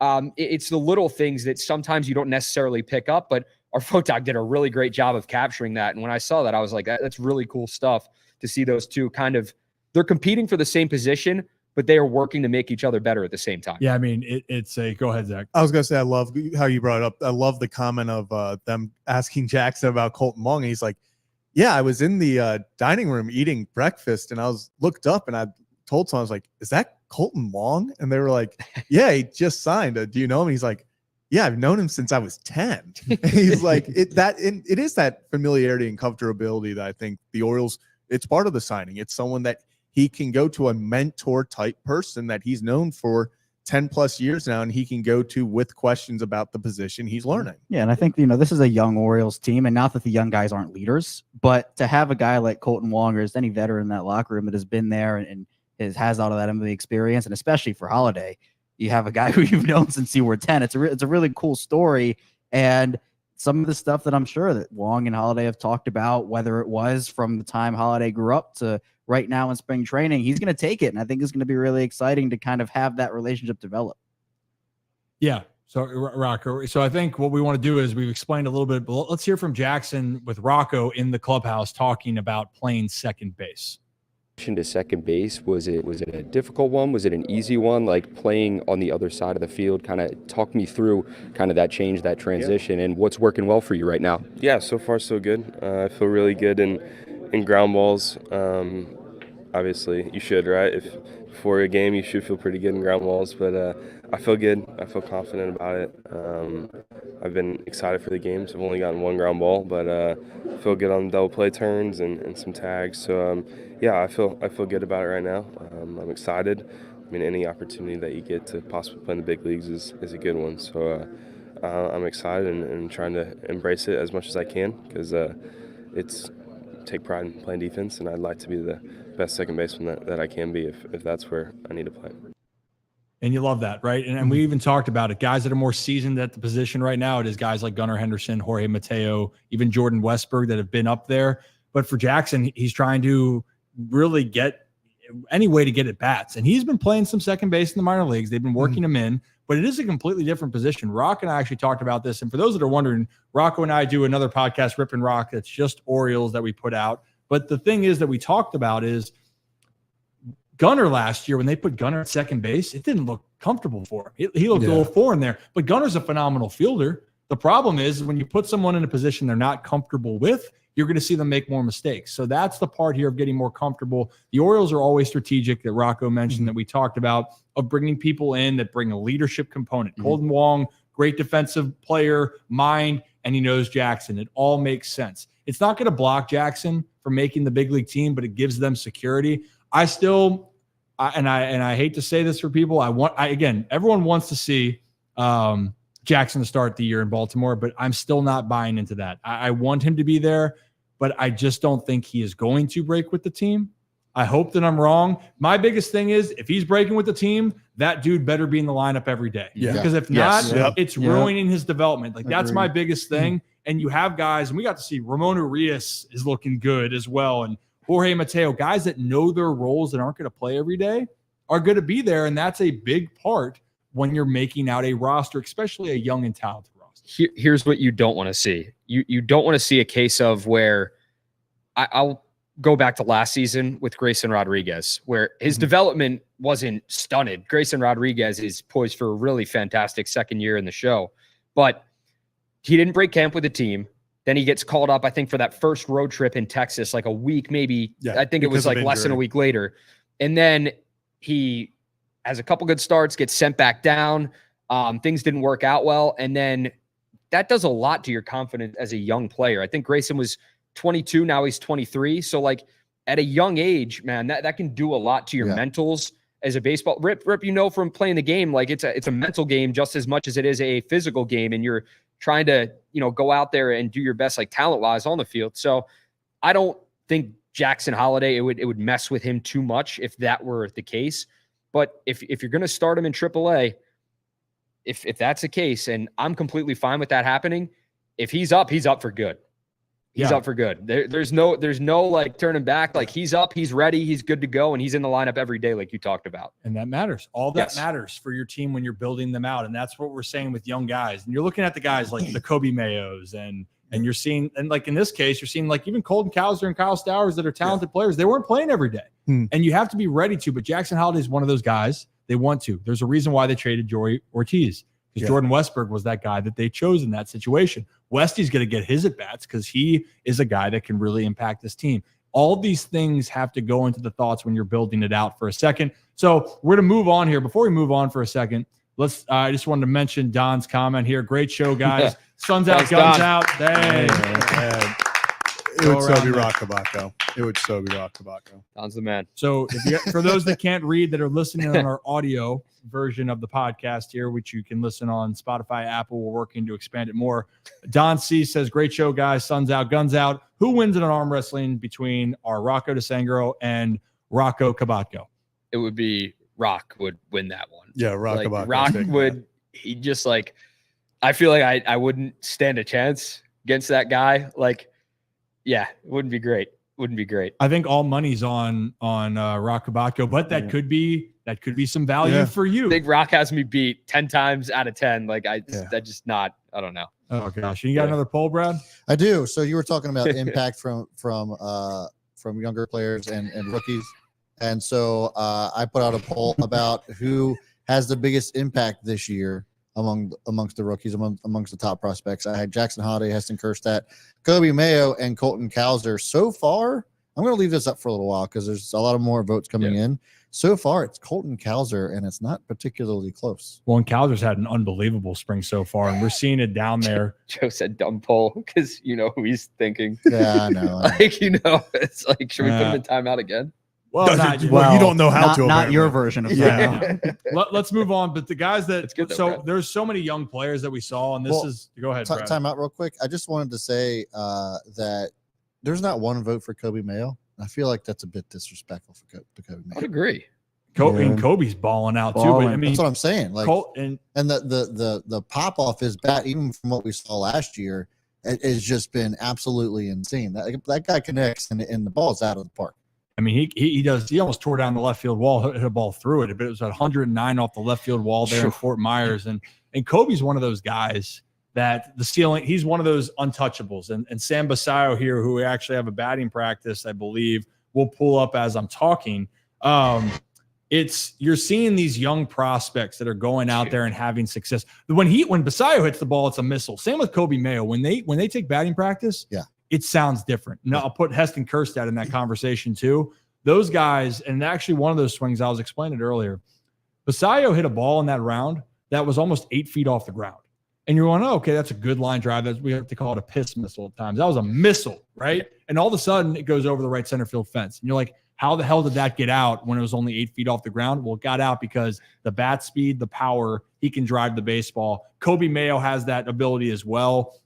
I think that Kobe's timeline is a little bit behind because of what's happening with the outfield situation, and they're going to need to carry somebody with Cowser or Stowers having a great year too. But both. But Cowser looks like he's on a mission. Yeah. And it's been really exciting to see. And same with Stowers, but if we're going to be honest, they're probably going to give the opportunity more to Cowser than Stowers to start off. So there's so many more things to talk about with it. Why don't we actually, though, since we're talking about Kobe Mayo and the disrespect, let's just talk. Rocco, again, got to talk to Kobe down there of talking about spring training. Here's Kobe's mindset going into spring training and what he's trying to focus on, even though the obvious questions are there. You're off to a hot start to the spring. What do you kind of attribute that to, your success? I think it kind of goes back to last season, sticking to the kind of like the same approach, swinging at pitches in the zone and trying to use the middle of the field instead of pulling off some balls. And I think I'm doing a pretty good job of seeing pitches in the zone and hitting them. Do you feel a difference from last spring to this spring? Like, what's unique about it? Yeah, absolutely. I think there's a big difference with just how I feel in the box. And last spring I thought I had to do so much, and obviously there was no chance I really started in the big leagues last year, and it was just kind of to get a taste. But this year, I know to just do what I do, and I had a good season. And if I can just kind of follow off that season and come in here and play with no pressure and kind of the same approach that I was doing last year and similar plans and the mindsets I was having up at the plate. I feel good, and last year was just a good start. Good start. You said last year you didn't feel like there was a chance. This year, that's got to feel different. Like, what is the mindset now, being on the cusp, being in AAA ball, being one step away from realizing your dream of playing in the show? Yeah, there's always a chance. Of course, I want to be in the big leagues out of camp, but I can't think about those things because it's a really tough system to crack right now, and I felt like I've done a good job so far in camp, and we still have a good amount of time left. So I'm going to keep rallying game after game, and keep working hard, never feel satisfied, and there's a lot more that I have to do to be able to be in the big club. Is it hard not to think about what could be? Is there like a mental timeline, or are you just kind of taking it day in and day out, one day at a time, just like the baseball player approach? I'm taking it one day at a time because I know very well tomorrow could be a rough day at the plate. It could be another great day at the plate, but you never want to get too high or get too low in this game. You kind of want to always stay in the middle and ride the highs, ride the lows, but you kind of just want to stay right in the middle. All right, so first off, a couple things here. One, good kid stamp for Kobe Mayo. Absolutely. Stamp it. We're stamping it when we get this clipped out there. Second thing, fucking unit. The dude is God, dude. Dude is huge. He is a giant beast. Everybody looks like a giant next to Rocco, but I picked the wrong profession, Brad. Like, I'm interviewing Full athletes. timeline, and you're just kind of taking taller than me. Yeah, no one looked Jackson at the Holliday's height taller than difference me. right here. I thought I was like maybe the same height. everybody's taller than you. That sucks. Sorry, I had to put it out there again just to make sure everyone got the height. But Kobe's like Kobe's my size and thicker. Like, he is a absolute beast. Okay. Okay, you know what? Okay, of all the people that want to start controversy, it's this side of the room. Yeah, I'm just trying to start balling. We don't have hats to suppress our controversy starting power. Classic. It's a classic, Dude. They didn't even put the caption in. They took another day, another Zach Bollinger tweet. Yeah, not even getting credit. It's crazy. The caption. What was the caption again? It was when your mom already said no to your friend sleeping over, so you have to sit there and have him ask instead. And that's the look. That's the look you get. That is the look you get. But people are bringing it up. You're right. With Kobe Mayo, he's not on the 40-man yet. So being not on the 40-man, there's some more moves that have to be done for him to be added, and that's a very important roster that Elias is. You see all the DFA moves and picking up guys. Elias likes to be very particular about his 40-man roster, and the time's coming for him, but there's a lot of space, and you're looking around at the roster and going, where does it all fit in? And I think that's where it is right now, Brad, with Kobe. It's not a matter of if Kobe gets to the big leagues, it's when, but you saw Besiah, you saw Kobe Mayo. Both those guys are going to have extreme impacts moving forward in the game. If that's the case, though, like you had mentioned, and I don't disagree that Kobe Mayo is an untouchable, but if there's not enough room, you just keep him as a depth guy. And what does that do for him mentally? You know, or does he end up becoming a piece that you can trade? Yeah, I think right now, because he's still so young, I think we got to look at it from the stance of, all right, if we can season it a little bit more, maybe an injury happens and then he forces his way that you can't stop. Because Kobe Mayo has the ability to hit 30+ jacks every year. Yeah. And then the thing that's also exciting is his ability to walk. He's not a guy that's swinging and missing all this time, and he has a big swing, but he's very patient at the plate. It's a great way to put it. So when you see that, that's why with Kobe Mayo, it's a guy you want to hold on to. It's so crowded right now, but something's going to have to give at some point, right? And that's why when you have guys like Urias and Mateo, which you don't know what their long-term plan is, but they are playing their roles. They are helping out this team. And playing when you're that young matters. At some point, it's not going to matter. You're going to need the best guys on your 26-man roster. But at the time right now, I think that the Orioles are in a good position. And even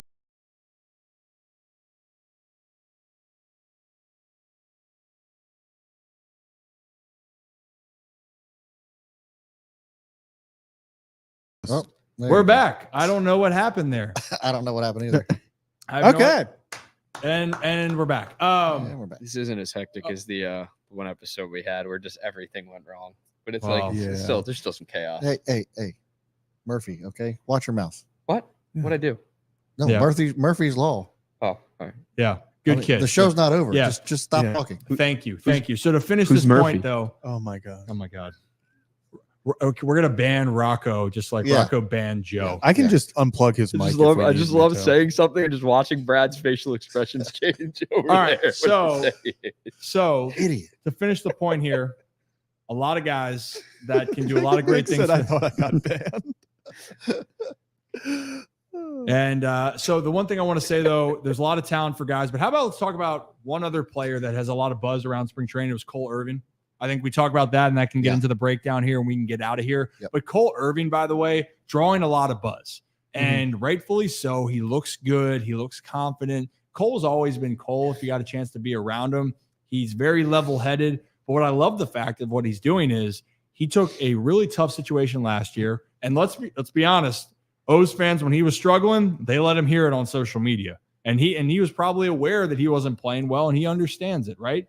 So Cole Irvin had a great attitude, focused, things went well, and now he's progressing for a great, hopefully 2024 season, and we're going to need it.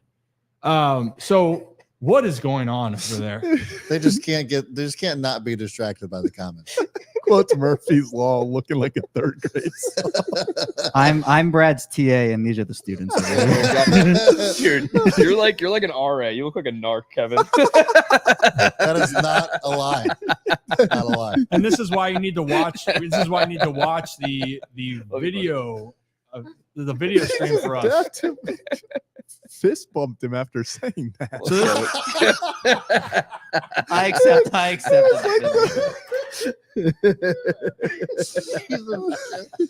Okay, bring him back in. Heel now. Dude, Kevin definitely in class, like everyone forgot their homework, and Kevin definitely raised his hand and told the teacher, like, what about the homework assignment? I would do my homework in the class the day it was due. So would I. Okay, let's get on to some more Royal talk. Jeez. But what I was trying to say, the point. Okay, we're gonna mute Rocco's mic here in a second. Sorry. How do you go on TV every night? That's what I'm saying. Talk? He can't not wear a hat here. It's crazy. But not even that. He laughs like a hyena every single time. Like his ADD is off the chain. It's unbelievable. Right now. I'm so sorry. It's like he forgets to take his Adderall whenever he comes to the studio. It's unbelievable. Oh, that's tough. Jesus. You're a good kid, Kev. Thank you. Okay. Thank All you. right, let's get off Let's this now. talk to some. So let's talk some so we others. got to sit down with Tyler Wells. Going to be coming out on a Rip and Rock podcast soon. So check the social medias when it's released or subscribe to that. But Tyler Wells, again, is going to be counted upon for the Orioles to have a good season, bounce back from what was not how he wanted to end the season, having to move from the pen from the starting rotation. But this was Tyler Wells when him and I sat down to speak during spring training, a little snippet of the conversation. But this one revolves around what he's seen from Cole and the impact he has had so far this spring. You forget how easy it is to lose it. And you also I don't think that people realize baseball can chew you up and spit you out as fast as it wants to, or it can lift you to the highest of highs and it could leave you up there for a long time or for a very short period of time. I think one of the cool things about him is his focus on, his faith, his focus on his process, and honestly, just not letting any of the outside noise get to him. I think that he's very proactive in trying to better himself each and every day. And, I told him this the other day. I was like, it may be frustrating for people not to see what process you're going through, but at the same time, too, the people that you're with each and every day, like myself and all the other teammates that are watching him during spring training, he is the testament to just focusing on that. And it's spreading towards those other guys. And So you're hearing that right now.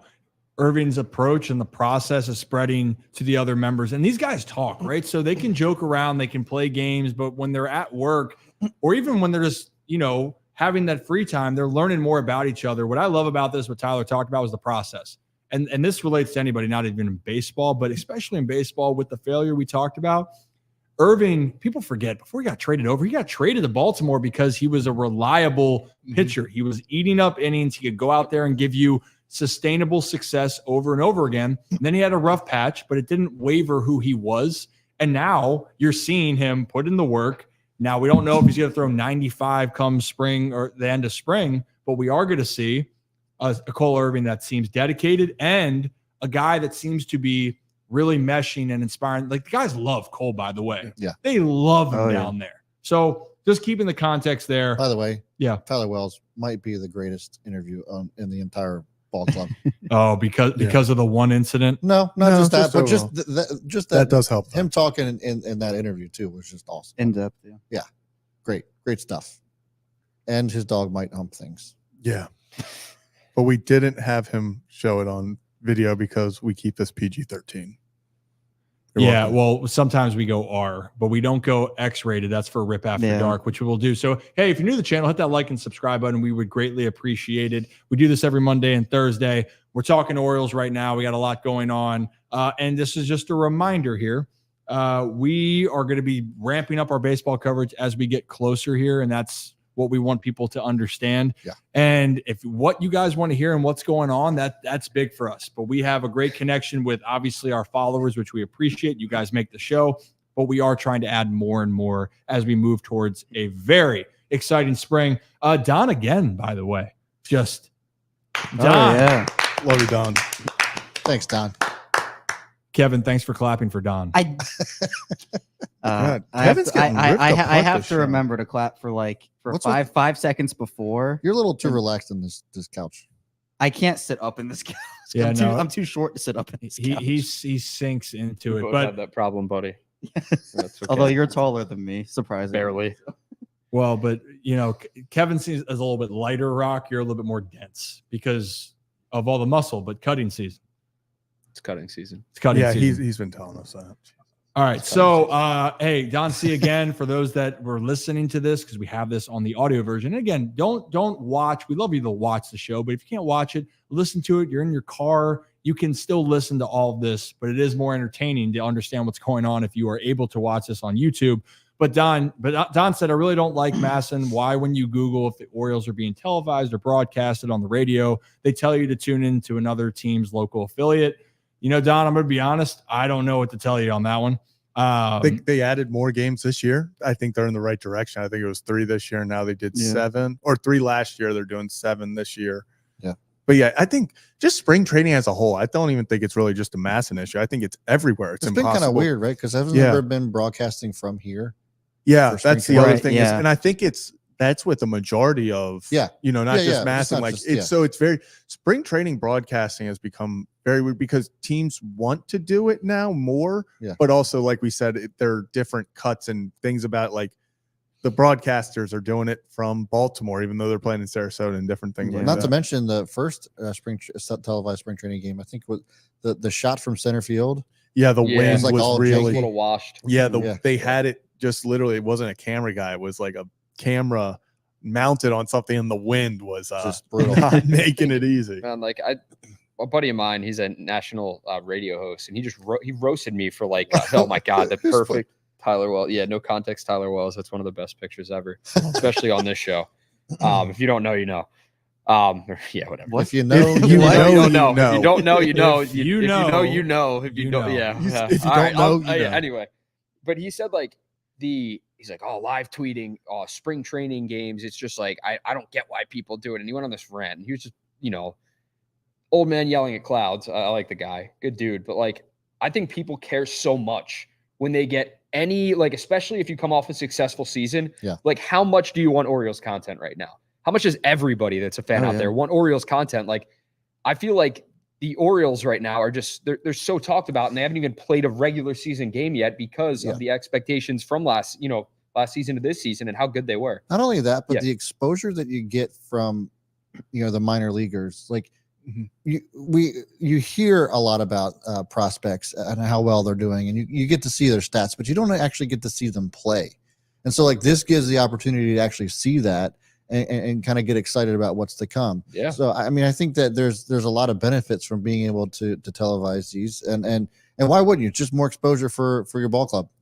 And That's that's pretty what great. you want. I mean, that was the I fact. agree, Brad. People were upset that when Paul Skeens was facing Jackson Holiday in that game, that you couldn't watch that game. You had to be there to see it. Yeah. And it's missing out for MLB in that case. It's not even just for the local stuff. That's what I'm saying, It's that broadcast. And again, the one thing I will say is that you don't always know if some of these guys are going to travel, except pitchers. You have a good indication if they're going to go. Like Skeens, you knew. Jackson could have been a late scratch, and that's that. Ryan Mountcastle was a late scratch when Rocco and I were down there.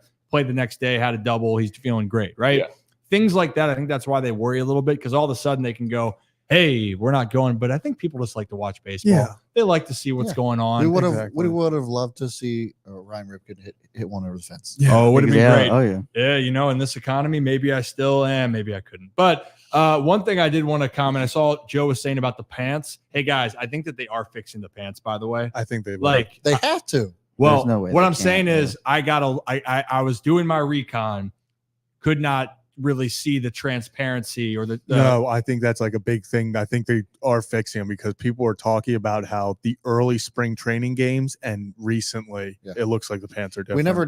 You never did get your hands on a pair, did you? Well, you know what? I went up to I had. Well, no, I didn't actually put on a pair of pants. I will say that I did not put the pair of pants on. Unfortunately, I asked Dean if I could wear his pants.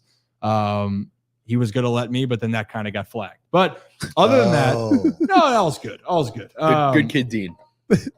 Great kid, Dean. So, Well, Dean, also- explain to me again why you need an extra pair of pants to go out. Oh, you know what? I could, if I really wanted, I probably could have asked more, but I'm not going to put someone in a like. And also, when I'm a media member, I'm not allowed to like change in the locker room anymore. My time is come and gone. Be like, would have just hey been now, That would have changing been in the hilarious. locker room.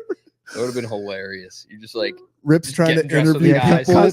Come help me put my mic on. Come help me put my mic on. yeah. And I mean, again, it's bringing back memories, and Rock would see a whole different side of me that he started to hear about. oh my god. And we can't wait for Rip After Dark. That will be coming soon. But God. while actually we're getting ready for Rip After Dark in the future here, Zach, or you can help. Oh yeah, we're ready to rock and roll here. We're going to do a little breakdown. Unfortunately, the news that happened today was that Cedric Mullins left the game early. Hopefully it's okay. He's okay. He's got 24 days to get ready. But Cedric's still such a valuable part of the team. And I got a breakdown of explaining just how valuable he is, what he's capable of doing, and a little bit of a comparison to his 2021 season to 2023. There's a lot of similarities, but there's one thing I want you guys to focus on. Hey, but who wants to Oh, take is this this the away? time? This is my bi-weekly segment Hey, with the. We need to call it something. Yeah, but like it's Brucey's time to shine in the longest yard, and you're the guy that eats the popcorn. This That's is my time to shine. All right. Well, we haven't talked yet. We haven't talked to any Ravens, and my government name is Locked On Ravens. Yeah. So I feel like we should. The the franchise tag deadline is actually tomorrow. And for the Ravens, Justin Metab is obviously the big franchise tag candidate. We heard Eric DeCosta talk about that at the Combine. A couple questions and said that, well, look, if we're working on an extension, but if we can't get an extension done, I'm probably going to franchise tag him, which is the right decision, by the way. That number comes in, the salary cap was what, $30 million higher than what it was last year. So you got a $254 million salary cap. The franchise tag number for Metab would be $22.1 million. Now, Spotrac actually has, if the Ravens do actually come to an extension with Metab before this, Spotrac has him at like 4 years, $80.3 million or $81.3 million. So that's not terrible considering. I mean, I would expect maybe a 4 or 5 year deal there. That's a 4-year deal. But I don't know. I feel like Metab is a guy that you can't let him walk out the door. And DeCosta has no indication of doing that. He made that clear. But the thing is, what happens tomorrow actually could play a part in how the Ravens can maneuver through free agency, just because of the way that with the franchise tag's a 1 year fully guaranteed deal. So that money immediately goes on your books and will impact how much salary cap space you have. If you sign Metab, let's say it is 4 years, 81.3, you can make that first year hit lower so that you have more money to spend and make it a backloaded deal. So I think for me, Metab is a guy that you're ideal. Like, first of all, keep him in the building. Like that's the number one priority. But then at the end of the day, like the ideal situation is getting him under contract so you can have the ability. Maybe Derrick Henry or Saquon Barkley, those running backs we've talked about, there's been all that smoke around it. I don't know what they're going to end up doing, but you feel a lot better if that first year cap hit for Metab is like 5 or 7 million as opposed to 22.1. So yeah, a lot better. Kev, Brandon's got a question for you. Where would that put him for detail? Oh, actually, I can pull this up quickly. I think so. They've been getting right around like 90 to like $95 million. Yeah, they do a really good job on Spotrac actually with making it so they have his projected value, what he's going to earn annually if this happens. But then I pulled it up. So Quinton Williams got 4 years, $96 million. Jeffrey Simmons, $494. Deron Payne, 4 for $90, and Dexter Lawrence, 4 for $87.5. I would anticipate with the salary cap going up the way it did, I wouldn't be shocked if he broke 100 total. Really? I think. Now, is that a 4 or 5 year deal? We can talk about that because again, $25 million annually compared to 20, that's a little different. But I don't know. I feel like going up by that much, he could maybe fit in, maybe right between Simmons and Williams at 95. You feel like that? Yeah, possible. I feel like that's more likely. What do you think? Since we're talking about a BK, and I know they're about to get into this, so I guess real quick, what do you think of the contract for Broderick Washington now? Looking at what having Metab right now, potentially franchise tagging him. What are your thoughts on that? How the Ravens dealt with that this past offseason to now with Metab in this offseason as well? Well, first, me personally, I don't think it changes anything about the Metab thing. They tried to extend Metab last offseason.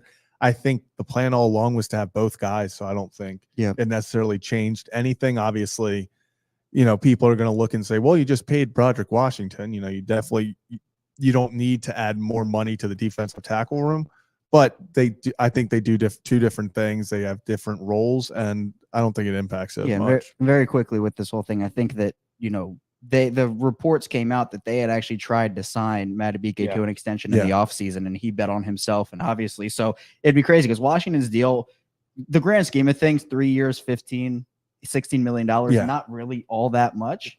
But for me, I feel like you have a really solid foundation with Metab if he's brought back, which at this point he's going to be. But Metab, Washington, and Travis Jones, those three, I think, are a really solid foundation. And then obviously, I think Michael Pierce is one of the better veterans in this league. So you have a really solid room. I wonder if they offered Metab like around like ballpark a little bit more than what Washington. Yeah, I'm got. sure Like, a little more. That's what happened. Rip, you good? Yes, we are. I know it's going to sound a little bit different. Good stuff, Kev. Thank you. Killed it. Should I mute them? No. Nope, we're good. Okay. Well, hey now. Can you guys hear me now? We good? Yep. Great. Okay. Well, hey, so welcome to this part of the program where we break down another Oriole player. In this case, it's going to be Cedric Mullins. And unfortunately, Cedric left the game with some hamstring discomfort. I'm not worried about it right now. It's 24 days, but the only thing I hate for him is he's dealt with a lot of injuries overall in the last couple of years, especially last year. People don't know Cedric had to deal with nagging injuries as the season kept going. And as you're a player that's trying to get through a season, it is so hard to get on track. And actually, Cedric had a fantastic May. It seemed like he was turning the corner. And then all of a sudden, Cedric Mullins was out there playing. Hold on for a second, Brad. I think it's one of theirs.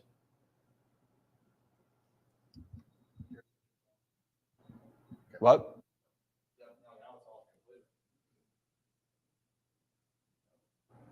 Now it's off completely. Check, check, check. We're good.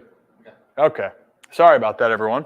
We're back at it, and everyone, good to see you. But for the point that I was trying to make with Cedric Mullins here is that he's a valuable player. He can do so much defensively. He can impact the game offensively. But when you're not healthy and you're battling through, other thoughts are on your mind, and it makes it hard then to get into a rhythm. And Cedric down the stretch couldn't get into a rhythm. But let me explain a little bit of Cedric's hit chart here. And this is, again, courtesy of Baseball Savant here. So when you look at this, Cedric's strength and what he's done, even in 2021, I will show you a graph in the future. He loves to do damage pulling the ball. And there's a reason why he switched to just being a lefty. For those that didn't know, he used to switch hit.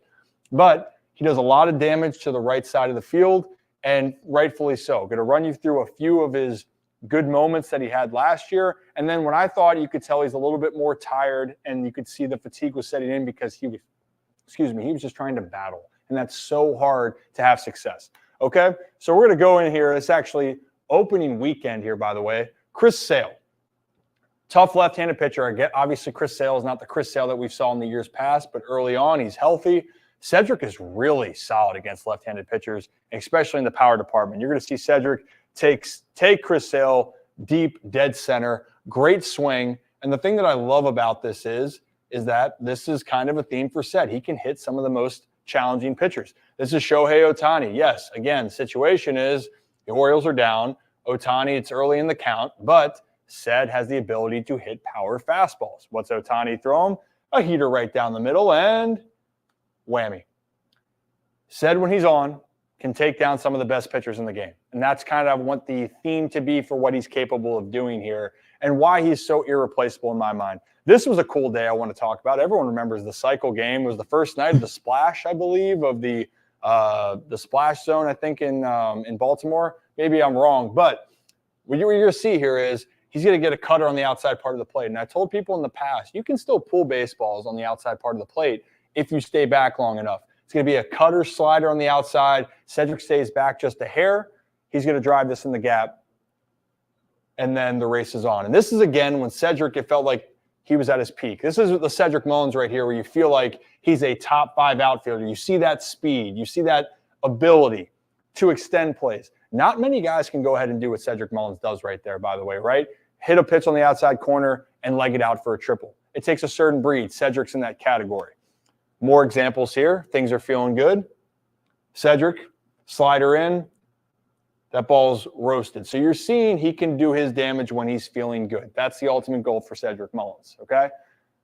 This is another example. Power pitcher. You guys see, recognize that number? That's Garrett Cole. Okay, Garrett Cole on the mound. He's going to see a lot of Cedric Mullins this season. Cedi, high fastball and in. Doesn't matter that it's got that elite rise with it. Cedric can get to it, and it's gone. So again, there's certain players in my mind that are big-time players that can go against some of the big-time pitchers and have success. Cedric Mullins does that. But the problem is, imagine for a guy that is so explosive, that can do so much. If he feels like he's off, he feels like he's going to try to do more, or he's just going to try to get by. These other examples here that you're going to see, Cedric, to me, is a guy that seems out of rhythm, and he doesn't feel comfortable. And you're going to see a lot of those then, with as great as it is that he hits the ball pull side, and he's able to really get into it. The unfortunate part of it is when you don't feel yourself or you're out of that rhythm of your swing, what happens is you get a little bit too quick, and you roll it over, hit it into the ground, and you can find yourself being a little bit more susceptible to pitches you usually can drive. So here's an example here against Eflin. Pitch is going to be in a spot that Cedric likes to hit the baseball, right? And he's just going to be a hair too early, pull his front shoulder off a hair, and he's going to smack this into the ground, okay? Happens, every baseball player does this. But the theme of it was, these were videos of Cedric coming back from his injury, right? And when you're not in that rhythm each day, it's harder, especially then. We talked about Ced hitting some lefties well becomes even more challenging when you're not seeing the lefties each and every day, which Cedric saw less and less of towards the end of the season. Here's another pitch. He's going to roll over on the ball to first base, but you're going to see middle of the plate, pitch he can drive, a pitch he knows how to drive, but when he's a little bit off, the result's going to be a rollover, ground ball to first base, end of the inning. Okay? This is a pitch right over the middle of the plate, rising fastball, 93, has a chance to hit it, but again, Cedric's off. That's just how it goes. Okay? Good pitch by Gray. But this is what I wanted to show you guys for a second here, is the 2021 hit chart. Because people were asking me, what was so different about Cedric in 2023 than it was back in 2021? Well, you're seeing a lot of pull side. The guy can drive it, but you know the biggest thing I noticed? You're going to see the purple indicates doubles. Cedric on the 2023 graph, granted it was limited, had 4 extra base hits to the left side. On this side alone, I counted 13. And you're going to see some videos here. The best, and I'm preaching this, the best hitters, when they use the entire field, it opens up. This is the season that Cedric had 30 home runs, 30 doubles, 30 stolen bases. Watch how he drives the baseball in these next couple examples. And I'm just going to roll through it for time's sake. Except this pitch, I want to just point that out. That is what we call a bastard pitch by the pitcher. That is a perfect location. That ball's sinking in. And what I love is Cedric just shoots that to the left center field gap with ease. It's just almost like he's just getting the bat to it. The race is on. Cedric's in for a double, right? It's that simple. How about here? Staying on the baseball, backside, so what? And he loves facing Boston. A lot of Boston highlights here. But it's another element of the game that Cedric has. And a lot of people, you think that I'm lying about this. It all matters. Same thing here. Slider away. What does Cedric do? Instead of going to try to pull that baseball, shooting it the other way. And it's free money. And that's what Cedric Mullins can do constantly. And you can tell, you can see how he runs. He's confident. He's feeling good. He's feeling collected. Garrett Cole again, right? Things are going well. Well, Garrett Cole, you're throwing a 98-mile-an-hour heater on the outside part of the plate, and Cedric wastes no time driving the ball the other way. And these are little things. And Shane McClanahan, the Rays are going to miss him. He's a Cy Young pitcher candidate when he's healthy. But this is the Cedric Mullins we're talking about. All these guys are really high-end pitchers, or most of them. McClanahan, especially being one, Ced's going to take him deep. And look at that. He's on it. He's feeling good. And when Ced's feeling good, he can face any pitcher and have success, okay? Now, I want to point this back up here. This is 2023 now, and this is the moments that make special. And sometimes you can't quantify. I mentioned with Jackson Holiday earlier, you can't quantify things in stats with guys. When you watch Ced, can you say, does he have the it factor? And for me, in big moments, this dude has the it factor. You need a home run robbed? He's got it. You need a big hit? He's got it. You want to hit for the cycle at Camden Yards? Well, this guy can do it too. Unbelievable swing, great moment. And this, honestly, for me, was a moment in Birdland of ever going, well, hey, finally, we believe this 2023 Orioles team is different. This 2023 Orioles team is making some noise, and a big reason was because of Cedric Mullins. His leadership, his ability to be a stable force even when he's not himself. When Cedric Mullins is on, he can be just as good as any outfielder out there. The problem is, if you're not healthy and you can't really show off your skill set consistently, it's going to be hard. And that's going to be something Cedric's going to have to watch. Availability matters. And down the stretch, though, at least for this case, the Orioles will have the roster depth, but you can never replace number 31. And that's all I got for this breakdown. We'll have more to talk, and we're going to turn it over to Rocco and Kevin. All right. I think now we talked about Metab already for the Ravens. First of all, Ryan, great breakdown, by the way. I thought Don't gas him up. You can't. What did I say to Zach? You can't gatekeep enjoying. Yeah, I'm the one. I can sit here and say that I enjoyed that breakdown, much like that was very good. Thank you. It was very good. Thank you. But I do think if we're talking about the Ravens, because again, government name Locked On Ravens. Here's the I guess the second Ravens segment of the day. Who would you rather have, guys? Derrick Henry, Saquon Barkley, or Josh Jacobs? Who'd you go with? Wait, wow. Can you go over it again? Derrick Henry, Josh Jacobs, Saquon Barkley. Are they all same contract, or are we? Because I'm assuming they get different. Let's say you can get Derrick Henry for $2 million per year cheaper. So not like groundbreaking money. I'm still gonna go. Like, if we're talking who impacts it the most, I still think it's just Saquon adds such a different dynamic that I agree. Derrick Henry doesn't. Similar with Josh Jacobs, I feel like I really love Josh Jacobs, but You got the difference though of 26 years old, 27 years old, and Henry's 30. Well, that's why I'm That's leaning like- between yeah, Jacobs and same. Saquon, and then I would go Saquon over Jacobs. Well, what if, all right, I'll pose it a different way too. What if it were to be you could sign Derrick Henry and one other like lesser tier playmaker at a different position, or you could only have the one of Jacobs? Derrick Henry plus another. Yeah, I would Yeah. agree with that too. The Ravens need.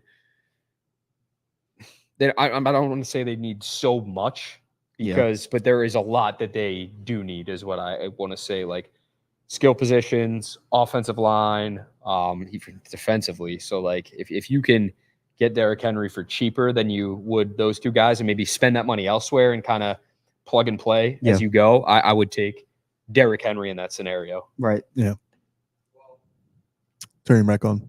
Turn us back on. We're back in it. Well, sorry about that, but a lot of we have so many discussions. Maybe we'll call it like Kevin's Corner, or like no, it's not really like Kevin's Corner though. It's kind of like If you switch the first letter of my name to a C, we could do Kevin's Corner, 2 C's. how about no? Real quick, Brandon, absolutely not. Keep Pollard away from this team as far as possible. Well, it's crazy because I see a lot of Pollard hate, but then I think the one that like everyone is just like a combined unison no on is Austin Eckler. Yes. Oh my God. I'm gonna be nice. Be nice. Be nice. Heel cinnamon. Yeah. Heel cinnamon. I think I was gonna be like, if we sign that washed ass. Oh my Oh my Oh God. my goodness. You know what? Jesus And we're just Christ. having a lot of different personalities come out here for all the wrong reasons. God. And for next time, maybe like Don recommends we play a game that maybe we'll save for another opportunity in the future here. But guys, we talked about a lot. We appreciate everyone's patience. Sorry, we were a little bit delayed here, but a lot of stuff. We didn't even get all the Orioles stuff we wanted out, by the way, and we have another day to do this. We are looking to do a special coming up for the free agency for NFL for the tampering time, because that's really when all the action happens. So stay tuned, and we'll talk about when the next showtime is going to be coming up here. Rocco, do you have any final words? Because you're smiling like a. Oh, I just wanted to do this one more time. See you, Joe. Are you banning him? Oh my I'm out. God. Are you gonna do it right this time? No, I he think I did the did. same thing. He No, I just didn't. banned him. No, I didn't. He was. He actually did put him in timeout, I guess. Yeah. Because he came back. He came back. Yeah. Just put user in Oh timeout. Jesus. All Is he right. not Well, in timeout? all right. So for Let's let those him that are ban new to the show, hit that like and subscribe button. We do live shows twice a week, usually Mondays and Thursdays. We have special shows coming up. And if you want to listen to us, but don't drive and watch us, listen to us on the podcast platforms. We're out there on Apple and Spotify. We have the episodes up every night after we record them. So after we're done here, it's going right up. So, hey, I think that's it. Brad, any final words from you? No. All right. Well, hey, guys, we appreciate every single one of you.